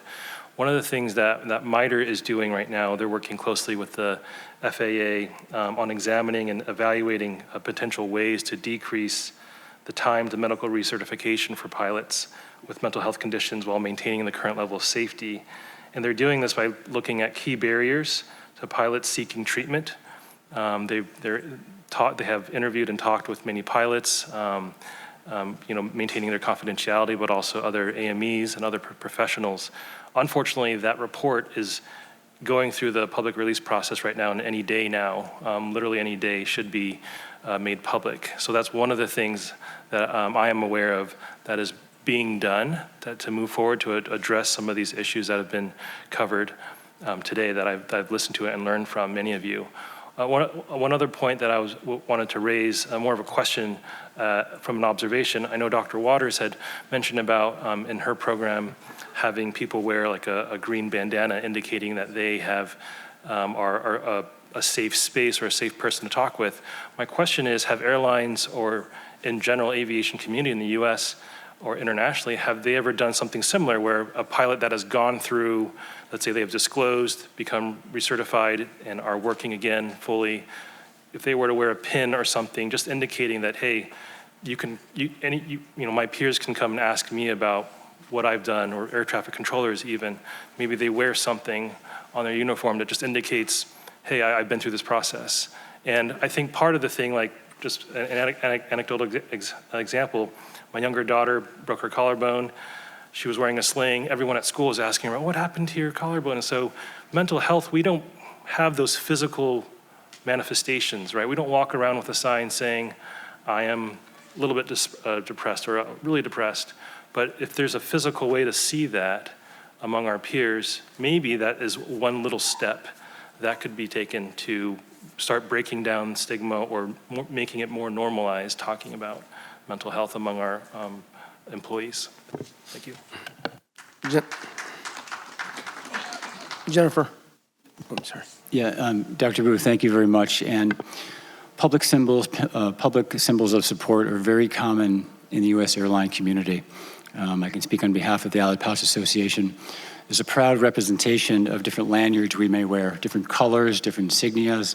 We have one of our pilots in the crowd today that also is wearing one. And so when you encounter one of these in the airport terminal, it sparks up an instant conversation. When you're on the flight deck before your flight, we do a lot of threat forward briefings. You know, it always brings up conversation, and the conversation stays on topic. And I think one of the amazing things that maybe everyone may not be familiar with is that when we pitch peer support programs, we pitch high collaboration in these one-on-one conversations. We don't have a time limit. We follow up with pilots. Hey, how you doing? You know, I talked to you last week. Are you still thinking about that program and that discussion we had? What we like to do is we like to bring forward this culture adaptation. We're a big airline, biggest in the world, and so we've really taken a good look at microcultures, specific pilot bases, aircraft fleet types, seat position, first officer, captain, augmented crew, and we're looking for overlaps, assessing what works and why. And one of the most common and popular things that does work is we'll say, hey, you've seen the lanyard, you see what we do, why don't you just take our number? It's not for you, but it's for someone that you know who may need it. And that culture adaptation works very well. It's just one step, but it does. Thank you. Thank you, Jennifer. I'd also like to say we deeply appreciate the opportunity to be here and speak on behalf of the 11,000 people we represent in FAA and the aviation community. A lot has been discussed about the ability for people to self-report, and what do we do for people now that are in these situations that have mental health concerns. But we can't forget about those who are aspiring to come into the aviation community, people that want to become pilots and feel discouraged because the FAA has put forth this gauntlet that they have to go through, and the fact that they report that they had a mental health situation that was in the past and had nothing to do with they weren't even on any medication or currently being treated, and had documentation from a doctor saying that they were not a threat to themselves or anyone else, and yet they're told, we want to hear your whole story of your life, and that's not acceptable, and that's a barrier that gets put up for people that want to aspire to become pilots or join the aviation community, and that can't be forgotten either.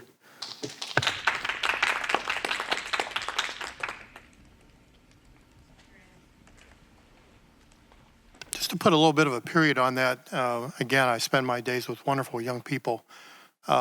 Last year, we invited representatives from the United SOAR program to come speak on campus. They'll be back again the end of February for a day and a half, and we invited them to go into classrooms. I thought they would walk in the classroom, talk for 10 minutes, take a couple questions, and leave. We had to pull them out of each classroom after an hour and 15 minutes of endless questions from 18 through 23-year-olds who want to know these answers. And it was fascinating. It was wonderful because they had a great interchange back and forth. So I think this whole next generation, I'm really excited about the ARC. I'm really appreciative of what we've done here today. I think this next generation's kind of waiting for us to move forward. And they're a pretty neat bunch of folks. If you have a chance to get to know them, they're our future. And that's in air traffic and aviation maintenance, because they were in a variety of classes, but all the different areas of aviation want to move forward. So just thought I'd share that with you. The next generation's waiting for us. And just to add on to that, I 100% agree.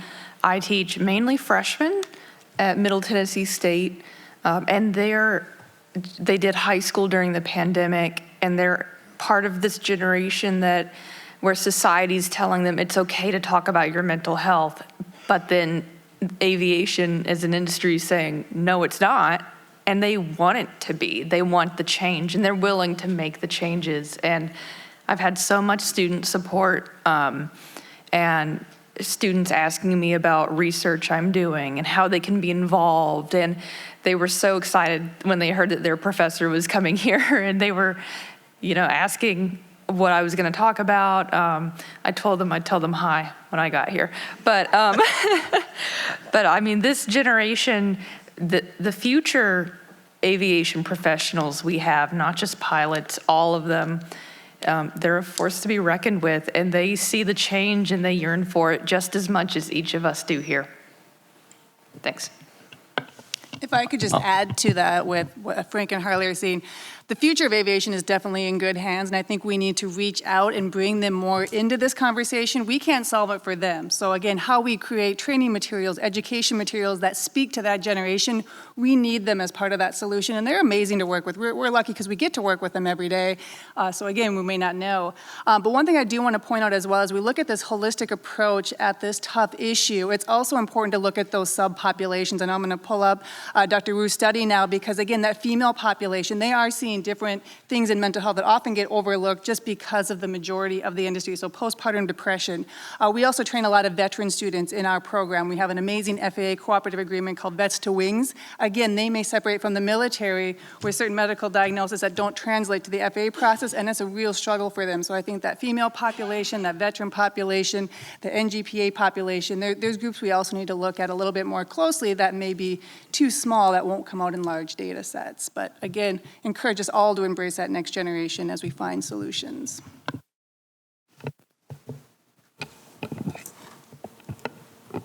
Yeah, I just have a question for the academics, and in particular, Dr. Hoffman, Dr. Wu, and Dr. Giovanetti.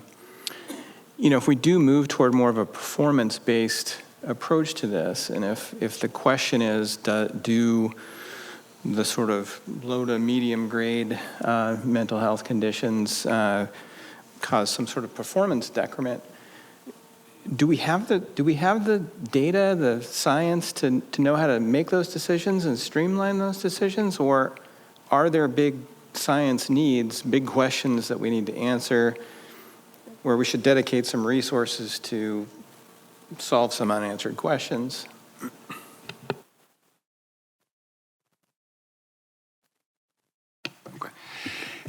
You know, there is definitely an opportunity to invest, you know, in the relevant questions that we decide that need to be answered. And going back, you know, what are the questions that pragmatically that we don't need to answer, and what are the ones that we certainly do? And, you know, for example, what will we use as an endpoint in such a study? For example, will it be like the check ride? And for, you know, one proposed idea was the pilot performs the check ride and then immediately after conducts a battery of their own neuropsychological testing. So presumably they're fit to fly because they just got evaluated. Then at the point of operation, before flying, to try to quantify the I'm safe checklist, they perform a random sample of that same test. So they're comparing against their own performance, which would be different than an approach that's using the COG screen. And from there, it's a hazard identification strategy where the pilot, you know, if they're in the yellow, they can add more risk mitigation, for example. But to my knowledge, there's no big data set that is currently available that's set to help us answer these questions. And a lot of it goes back to the barriers that pilots face in seeking care, the same barriers that pilots face in participating in medical research. Yeah, and it would be just a major sort of paradigm shift to move toward a performance-based fitness for duty assessment type model, because we don't currently do that for anything else. And you know, as you know, we have huge inter and intra-individual differences in performance throughout the day and throughout the lifespan. So yeah, it just seems like a really complex problem. But yeah, Dr. Yeah, I just want to agree with Dr. Hoffman here. We have huge data gaps, you know, and when I talked about trying to use a sort of an SMS kind of system in analyzing these cases, you know, what's the likelihood person's going to become symptomatic in the future, and if so, how bad they're going to be. You would be amazed at how much data we don't have. I mean, you know, and then it's complicated by the fact that when we're talking mental health, we can't just go do a blood test to assess the level of severity of the problem. And so, yeah, there are huge needs for data in this regard. In preparation for coming to this panel, I reached out to my fellow co-authors on the paper that we had published back in 2016 and asking if they were aware of a follow-up study, because if we don't measure it, you can't address it, right? If we don't know what are the current levels of depression among pilots post-pandemic. That's an issue. And I know your question is more focused on how do we actually gauge performance based on their mental condition. I'm kind of looking more generally, well, if we know that according to CDC, right, about 1 in 5, in 2020, 1 in 5 people in the US have reported ever having a diagnosis of depression in the US. But what do we know about pilots? To my knowledge, there has not been a follow-up study anonymously, similar to the one that we did in 2016. I know there is talk about sending out another similar type of anonymous survey, but it hasn't been done yet. But I know they're looking into that, so that could be another piece of the puzzle to better understand, okay, what's the lay of the land with regards to depression among this occupational group. And kind of piggybacking on what was said about what other data gaps we would need, there are a lot of public health-based studies. One of the more famous ones, the Framingham Heart Study, which followed people for many, many, many years. I'm not proposing this as a research study, but as an idea, and in answer to your question, in order to really address the question that you're having, we would, is there a way, hypothetically, to follow a group of students anonymously somehow, de-identified them from their flight school and beyond, every 10 years or so, and be able to anonymously collect their recertification or medical certification or exams, and then also perform some sort of a performance assessment. And because you do that over time longitudinally with one person and following them over time, then you can make a little bit better assessments of, okay, is there a link between this person that eventually develops a mental health challenge and their performance? Does it track, does it not track? That would be a way of doing that. But again, it would not be easy, definitely be costly, yes. In addition to the rising generation being so enthusiastic about mental health and aviation, they are very enthusiastic about research. And many of them need to do like undergraduate or graduate level research. And, Layla Stein, who's back there somewhere, she's raising her hand. She is one of many wonderful, highly impressive young people who are taking this on and asking these hard questions in research too. So, I think sometimes the papers don't end up in the big main journals, but we should be keeping an eye out for these young people who are really taking this head on. So it's really terrific.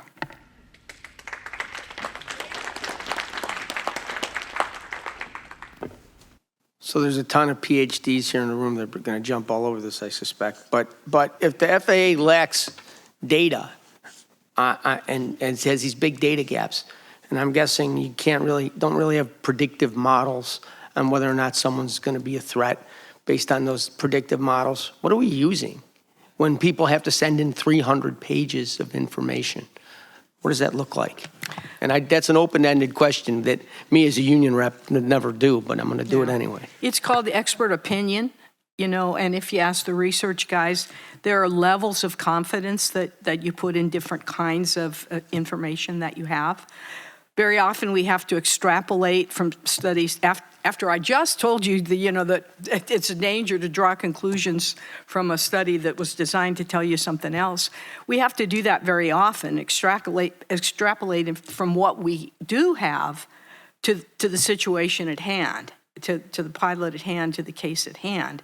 So when I talk about the expertise of our staff and the consultants that we use, I mean, when the data is lacking, we have to go with best clinical opinion. So is there, I guess, an aspect of subjectivity that goes into that, depending on who's making the decision?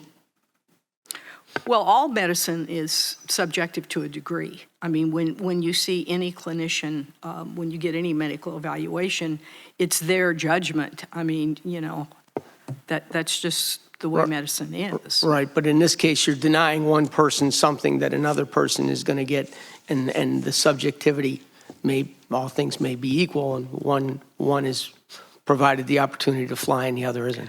So you're talking about consistency, and that is a big concern for us.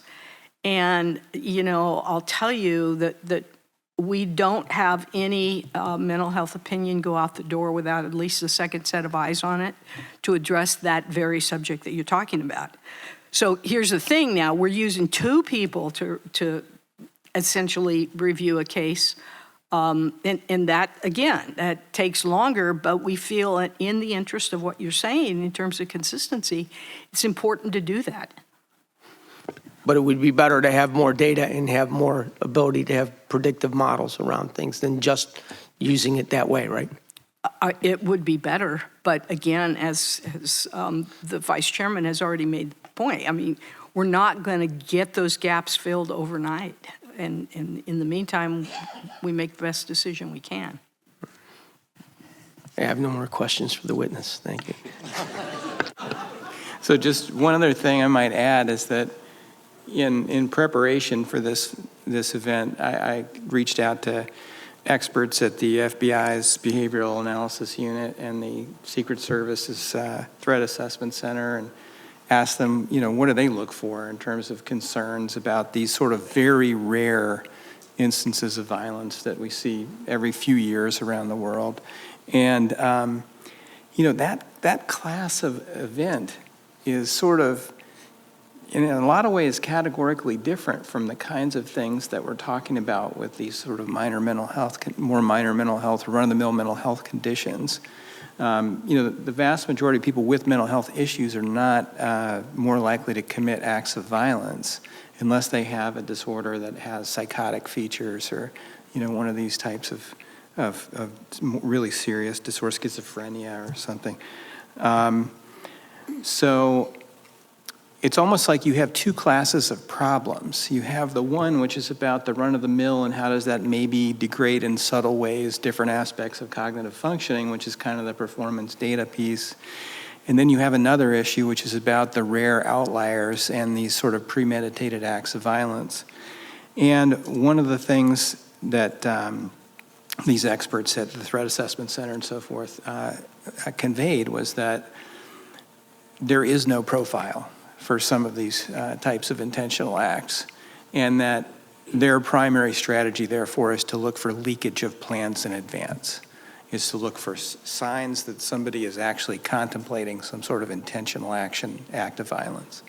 And so I think it may be important not to conflate the two categories of safety issues, the sort of subtle degradation of cognitive functioning through lack of sleep from anxiety or from distraction, from preoccupation with thoughts related to depression or that sort of thing, from the rare intentional acts of violence for which, while mental health may be an aggravating factor, it may not be the initial or primary motivation, which could involve something like paranoia, jealousy, personality disorder type, revenge kinds of things, or financial incentives.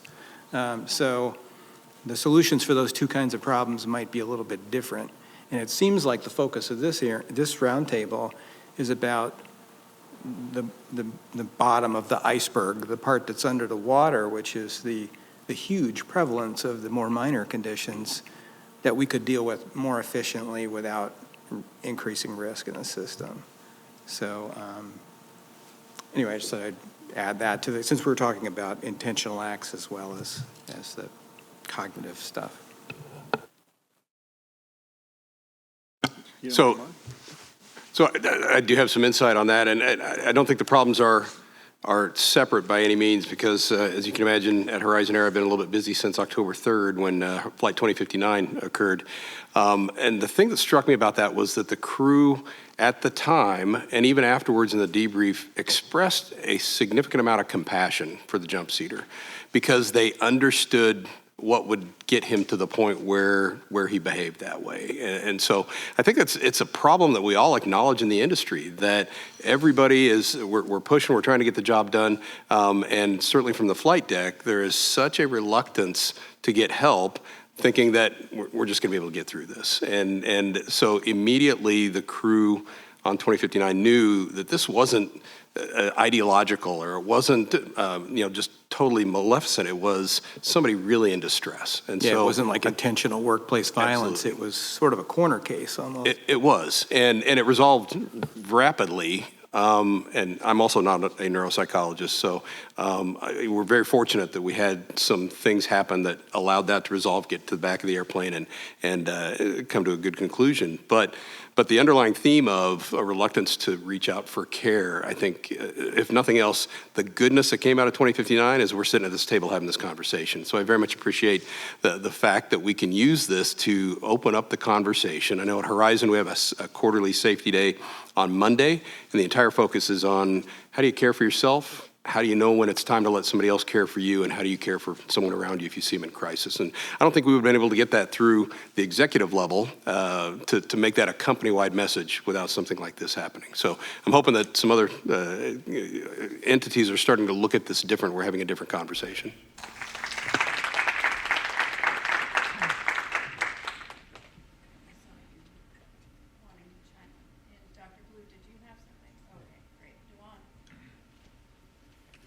Yes, this is a question for Dr. Hoffman. Earlier you talked about the pre-flight risk assessments. And so one of the questions I had was, is there any information that could be added to these pre-flight risk assessments regarding pilot mental health that you think that should be added? Well, to my knowledge, and I'll let the airline pilots speak to make sure I get it right, but often this could be a self-evaluation where the pilot performs his own assessment to determine their own fitness for duty. And an additive tool could be adding these more objective measures to empower the pilot to make that informed, objective decision.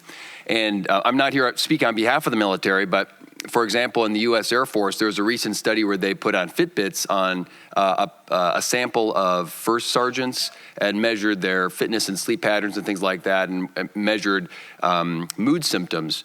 And they were able to, they were basically able to predict mood symptoms based on some biometric data. And how could we, lean into that to help empower pilots to help, make these informed pre-flight risk determinations? How we might do that, and what that might mean for, as a more regulatory, is an open question.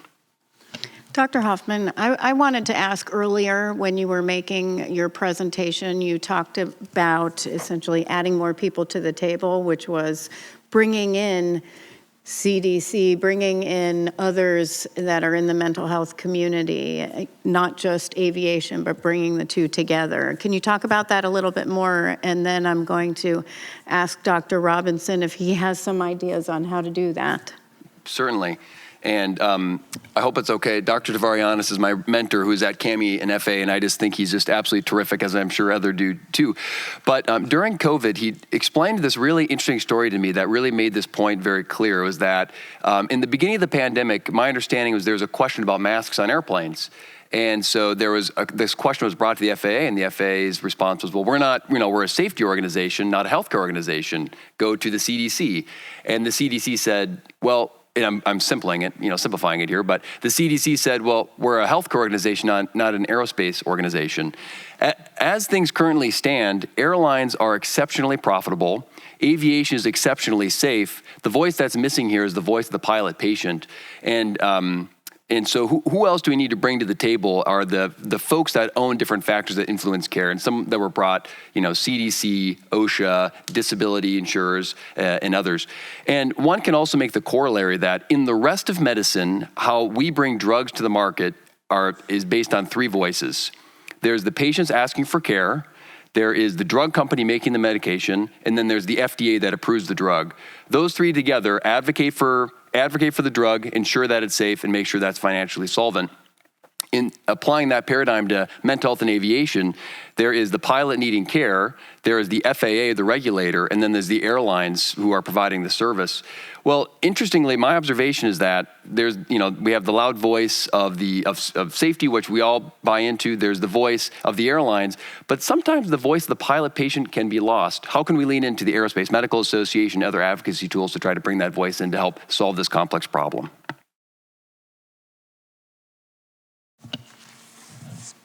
Once again, with the disclaimer that some other folks have made, I don't have an aviation background, but I'm just here observing and listening, obviously coming from a background that looks at how do you integrate systems and people usually within those systems, and sometimes with technology and other things.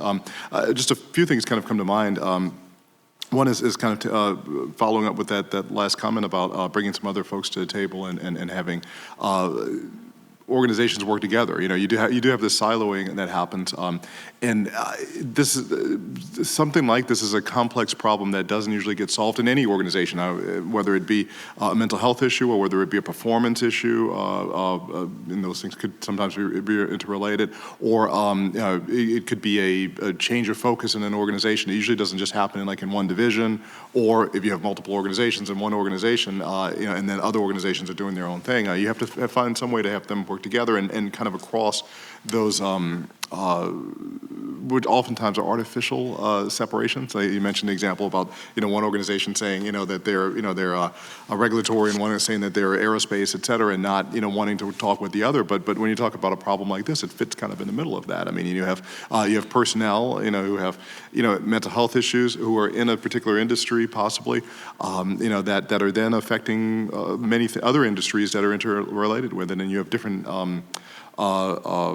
proponents and advocates depending on what part of the table they're on, so to speak. And so something like this, obviously having individuals talk to each other helps.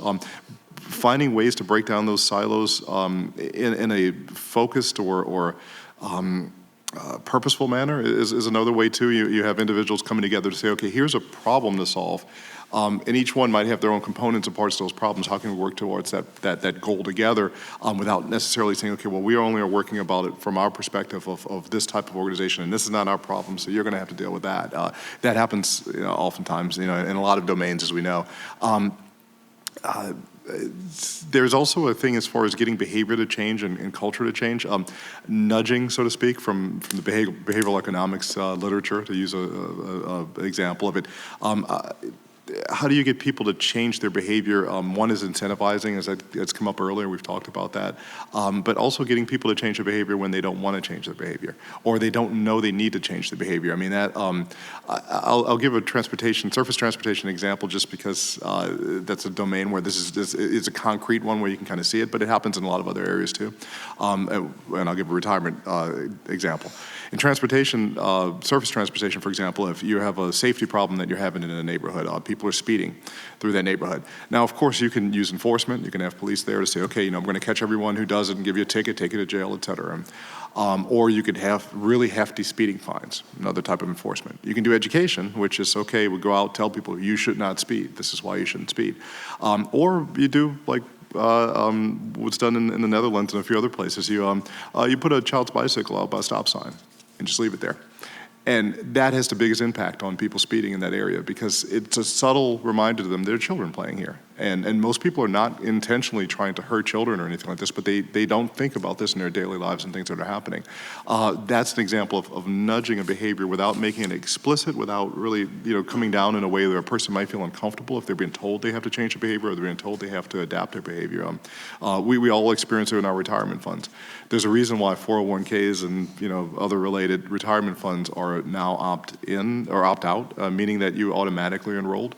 For many years, we couldn't get people in the policy's perspective to enroll, and people weren't saving enough for retirement. So one of the big national policies that were changed was to have everyone opt in automatically. And now you have to go through an extra step to get out of those retirement funds. And most people don't. Most people leave it alone and go with it because the structure around them has changed. And so to the extent in this domain, the structures can be changed in a way where pilots and airlines and regulators or so are able to work toward a common goal, but behaviors can be changed and adjusted in a way that's not strong-armed, that's not necessarily overbearing, but is in a way that's facilitating a movement that we want the overall group to go to. Those would be some of the things. And I don't have necessarily examples. I don't know this domain well enough to jump in and say, okay, do this, and this differently. But there are other domains where things like this have happened, where you've had to have a drastic safety change or a safety culture change or a drastic investment change or a drastic performance change of some type. And you can do that with movements around that by changing some of the underlying structure of how people behave without them even realizing those changes are being made. And that probably can be done in this domain too, with enough people working together across a different system, representing different facets of the problem that's at hand. So I don't know if that's helpful, but those are some of the general thoughts. Thank you very much. One thing I would mention, Dr. Hoffman, on your example of three parties together, When you are in GA, you don't have the airline. So it's the FAA and the pilot that is trying to advocate for themselves and go through what is largely a not transparent process at all. So it can be very difficult. Okay, so I was told that we're going to move to takeaways. So why don't we start over here, and then we'll just sort of go down the line and see if you don't have anything to share, that's fine too, but any sort of takeaways on where we go now.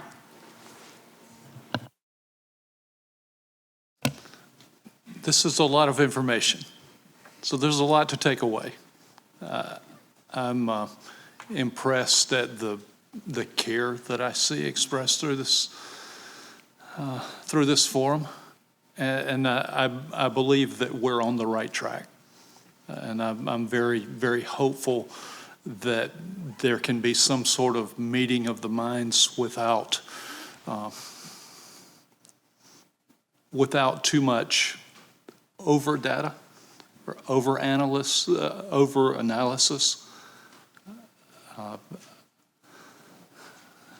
I believe that we all agree that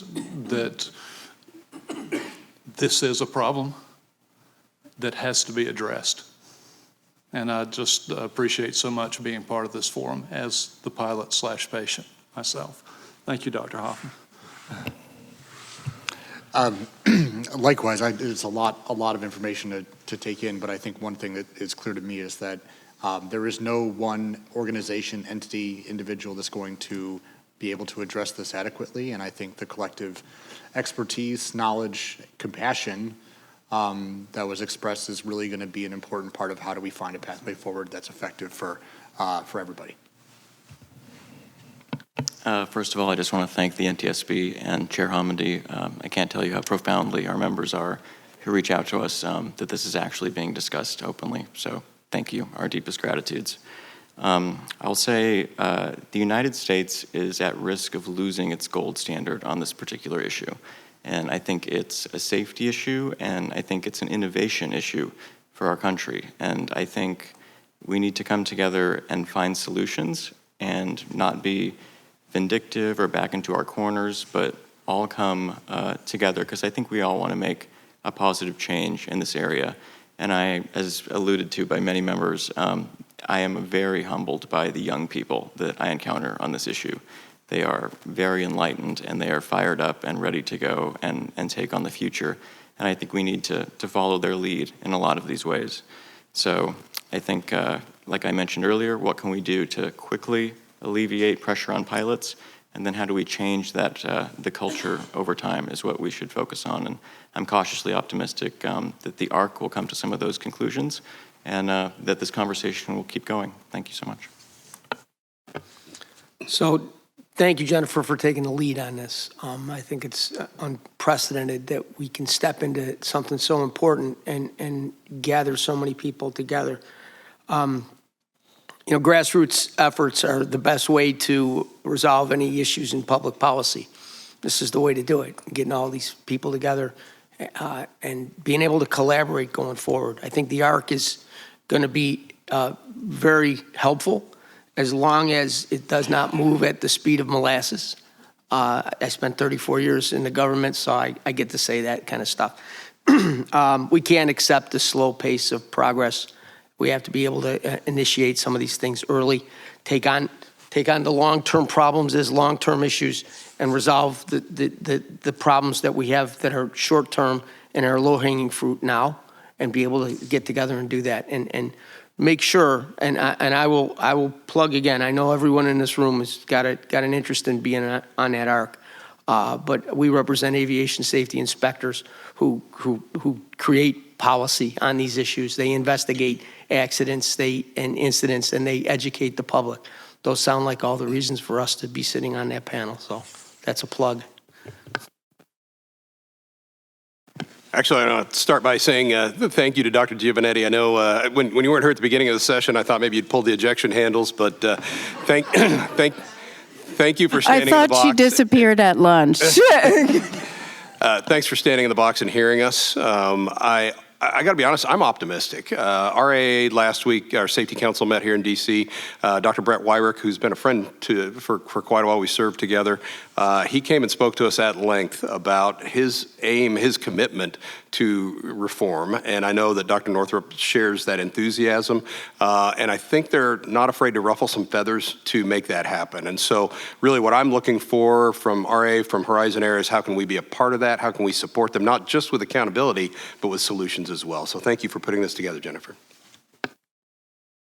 Myself and fellow pilots at Southwest do thank you for having us. And to his point, it's encouraging. It's encouraging to see things happening that will affect change. A lot of moving pieces as we've seen today, and we're here to participate in any way possible.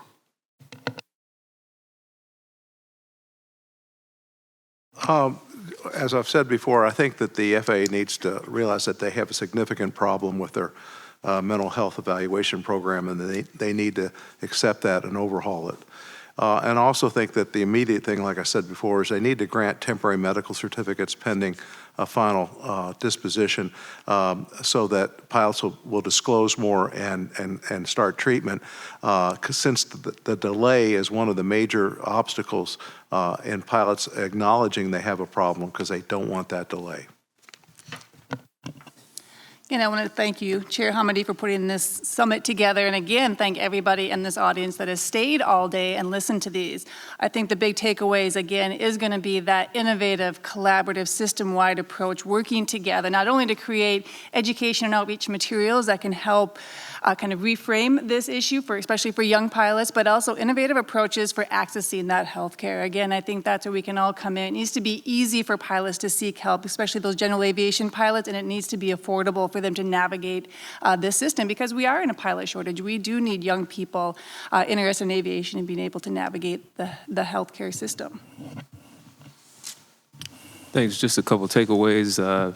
Great summit. One of the things that I think about is that there are hidden risks on the flight deck if pilots do not disclose their mental health issues, and so programs that enable a pilot to do that and open up that culture of reporting is definitely important. And so another takeaway that I have is that there's still room for data collection, understanding some of the issues a bit better and some of the factors that influence human behavior and performance. But overall, I think it was good to be able to meet together to discuss these important issues. Dr. Civilian, did you want to tell folks what you do here at the NTSB? Yes, Dewan Civilian. I am the Chief of the Human Performance and Survival Factors Division here at NTSB, AS Aviation Safety. I'm Taran Kayagil, Dr. Taran Kayagil. I'm a medical officer at NTSB. And I just want to start by saying thank you to everybody for participating in this conversation. It's such an important one to be having right now. I find it very encouraging that we can come together and start working towards a collaborative approach to address this issue that's affecting people immediately. What this has shown to me, and I think demonstrates, is that there is a lot of expertise, there's a lot of thought out there. There are a lot of people who want to work together to make improvements, and there's room for those improvements. I echo what Dewan said about room for additional data collection as well. But I really appreciate you engaging in this conversation. Thank you.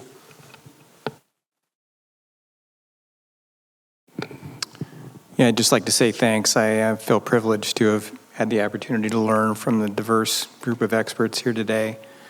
The low-hanging fruit, starting with panel one, seems to be making sure the resources are available so that if people do as we want them to do and report and go through a formal process and get the care, that the FAA has the resources to cope with that wave.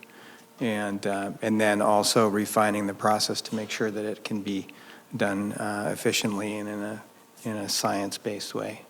So, thank you.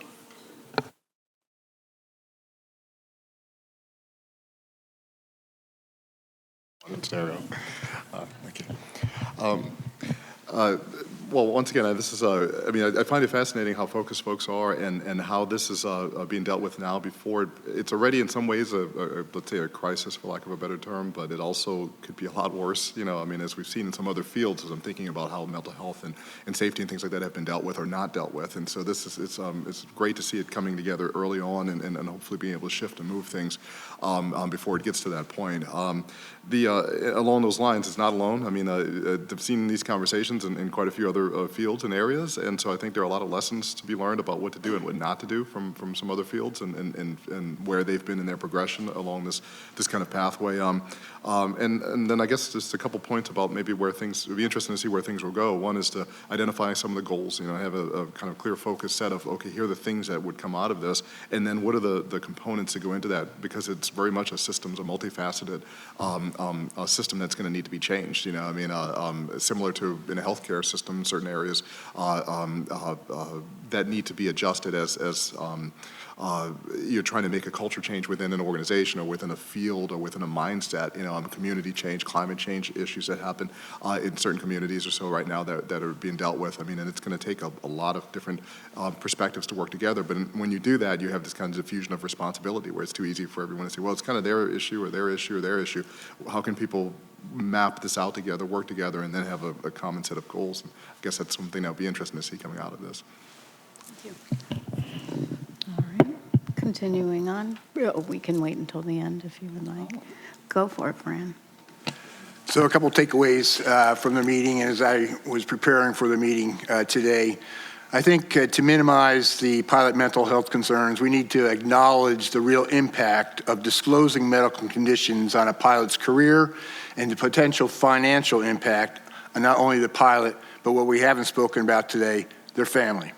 I think we need to create an environment or culture that encourages, incentivizes, and supports pilot disclosure. We need to build the trust that I spoke about so that a pilot can reasonably believe that there is a pathway forward. Trust is a conviction that is built slowly through repeated interactions that take place over a long period of time. We need to provide pilots with timely, accessible, and accurate medical certification requirements and support information from the FAA. I think we've spoke about several issues with regards to the FAA's processes, and I think it's incumbent upon the FAA to review and update those requirements.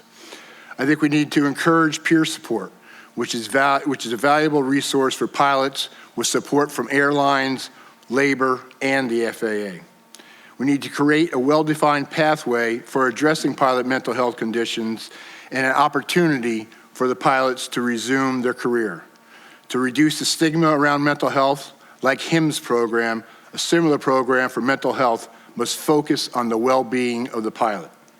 And lastly, while we recognize that the focus of today's efforts have been mostly related to pilots, mental health concerns are also important to other critical safety groups such as our flight attendants, mechanics, dispatchers, and FAA employees. Thank you. Thank you. So I'm really as well encouraged by the opportunity and the number of people that are in this room, really feeling like we're all in this together and finding the right solution to move it forward. I do feel like a key takeaway is making sure that we make it easier to do the right thing and to get the help that they need, and certainly to ensure that the wide breadth of resources to address any pilot or any individual in the industry with mental health concern, that those are available, and look forward to working with others in the industry to help partner and make that all happen. So, thank you. Chair Homendy, a few takeaways from the Allied Pilots Association today. First, the NTSB leadership to want to tackle this issue, develop innovative programs, and have all of us in this room together for the same purpose. There's many people who want to be here who couldn't. And the easiest way to look at a challenging problem is to really ask the reason why. Why are we doing it? Avoid groupthink. And I think as we unravel a number of stable, measured solutions going forward, I think that a lot of the community that isn't speaking out yet should. And for those who want to get into aviation, we are working for you because we do see the future, and there's a lot of high performance people that want to do aviation. So thank you. And again, thank you, Chair Homendy, for spearheading these efforts. collectively, we have the opportunity to lead on this issue. This is not just a domestic issue, this is an international issue, and we have the ability to be successful in shaping the conversation. I think this panel is evidence of that work that is existing right now. We are making steps to take away the fear, to take away the embarrassment, to take away the ignorance surrounding mental health issues. And the why, it's for the people. The people are the core component of all of our occupations. We need to be able to stay dedicated, stay committed, and I certainly will say that NACA is committed to being part of the collaborative conversation to find the solutions necessary for the future. It's been said many, many times, no single person, no occupation should be left behind when we tackle mental health issues. We can do better. We must do better. Tough to follow up. I'd like to point out that, safety is not a secret here. We're all here for the same reason, and it really makes me feel wonderful inside to see all these people, really the giants in the industry in this space. And thank you for bringing us all together to have this collaborative approach. As much happened here, it happened on the breaks, the conversations, the sidebars that we haven't had before, haven't had a chance to meet each other. That's really where the rubber's going to meet the road. And this is a great springboard for the ARC. And I really thank you for allowing us to be here.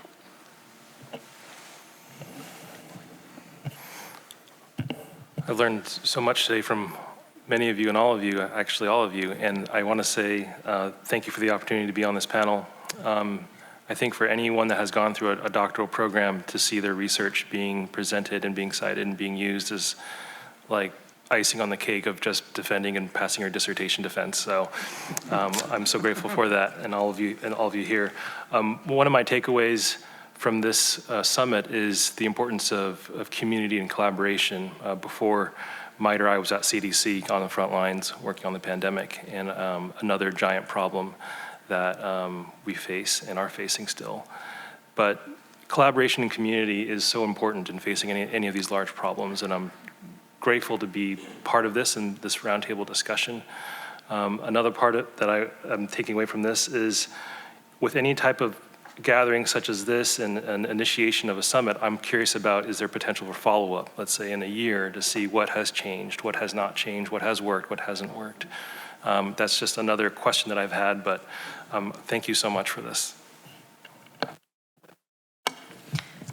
So thank you for inviting me here. I'm excited to be able to advocate for not MTSU, but the students at MTSU. They're the reason I do what I do, the future of aerospace.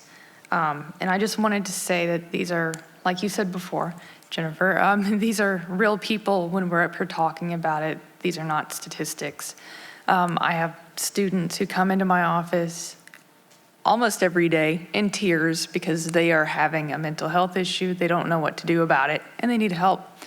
So this is something that I have been worried about for a long time, and I am very confident now and encouraged that I can go back and tell them things are changing. It's not just your quirky professor who cares about this. It's everyone across the industry, and this is proof of that. And it means a lot, I know, not just to me, but to the future aviators everywhere. So I just wanted to thank you for having me, and thank you for having this summit as well, and let you know that it means a lot to not just me, not just to the people in the room, but to the students all across MTSU. I also just noticed that your nameplate is not correct. They have U.S. Tennessee State University. Oh, no. Yeah, it's MTSU. Middle Tennessee State University. Okay, all right. Close enough. Dr. Ayers. Well, I'd like to thank the NTSB for putting this together. These are all the right people. I've learned so much by sitting here and listening. I'd also like to thank the FAA. It's exciting to hear about the ARC going on. On a personal note, I'm excited to hear that we have a couple former flight surgeons and Dr. Northrup and Dr. Giovanetti leading the charge here, so I expect great things there as well. And I would share with you that Dr. Northrup has agreed to keynote Mental Health Awareness Day open to industry and the public at Embry-Riddle on the 28th of February when it's cold, probably elsewhere. And I just close by, in listening to all this, I teach safety management systems to master's and PhD students. And I think they would, after having listened to all this, to say that what we've talked about here is just a radical application of just culture to a problem that needs to be worked on. And I think if we focus on just culture, which I've heard over and over in various ways, I think we get there. So I'm excited about the future. So thank you again. Thank you for including me as well. My takeaway is I'm excited that all of us coming together is the step in the right direction to make positive change. I'm a true believer in early intervention, make a better impact for the individual and safety. Thank you. Our industry, aviation, and our discipline, aerospace medicine, is facing a great challenge, and made evidence by today, and you all being here under Chair Homendy's leadership and Dr. Giovanetti, Dr. Northrup. There's so many reasons to feel hopeful that we're meeting with great innovation. And the takeaways, I would say moving forward is, as we think about this, I hope we'll consider approaching this additionally in a health systems approach, having the relevant stakeholders at the table, and also to all the leaders of our associations here. Let's work to design the system we want to see in the future, and then let's do the study to back it up. And I also want to add my thanks also for having us here, having the collaboration of all the experts. I think we're taking advantage of an opportunity, and the NTSB's effort has really accelerated the inertia that we've had behind the need for mental health, to incorporate mental health as part of a safety management system. As Dr. Ayers said, it's a performance issue, it's a safety issue, and we have a unique opportunity with all of this collaboration. So I hope we end the culture of healthcare avoidance, of concealment, et cetera, and take this opportunity here. We'll come up with solutions. Thank you. She's here to say she's going to take all of our recommendations. No, just kidding. I'm totally kidding. Chairman, I was here to say I've got 4 pages of notes to take back. Fantastic. and I really want to thank everyone. It's clear everybody's been very open and honest. So, we started the morning with stories, and I would like to conclude with a little story of my own. I have in my office a small shadow box, and in that shadow box is a set of pilot wings and a cap flash from a airline pilot who sent that to me with a very nice note that said, thanks so much for all you did to help me get back here in the cockpit. And I won't be happy until everybody who has an interaction with us over these issues feels the same way about it.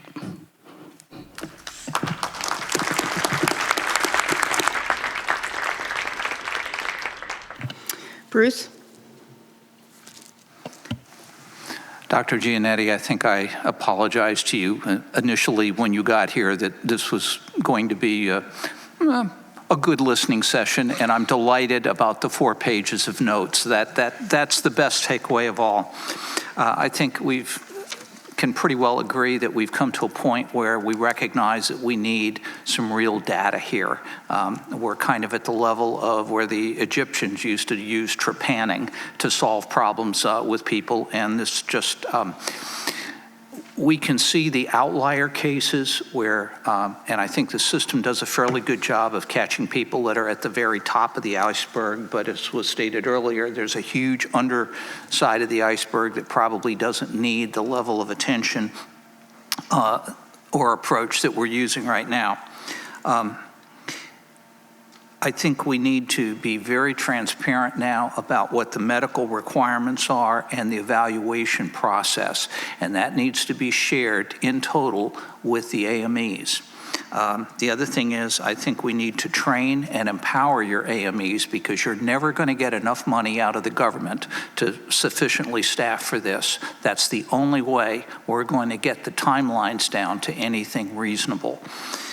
And finally, I think we have talked about setting up a collaborative and non-punitive process for people to self-report. And I think, we can get into the details, but I think that would be possible, and with some good marketing and some real muscle behind it to show that you will not be slapped and that we will work with you and take care of you, we'll get to the solution we need. So thank you one and all for being here. I'd say yes on data, but also yes on action. I think we can't, a lot of times we focus so much on data that we lose sight of needing to take action, and we can't lose sight of that.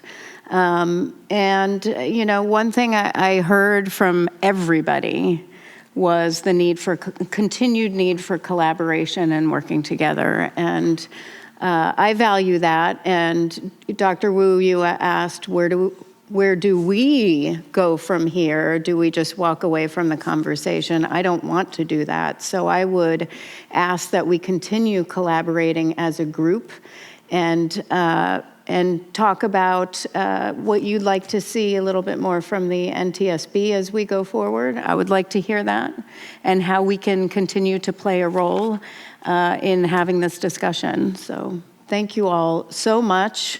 And thank you all. I think this is the most amount of people we have had in the boardroom for the entire time Bruce and I have been at the NTSB. So fantastic. Really appreciate it, and thank you all. So thank you all for coming.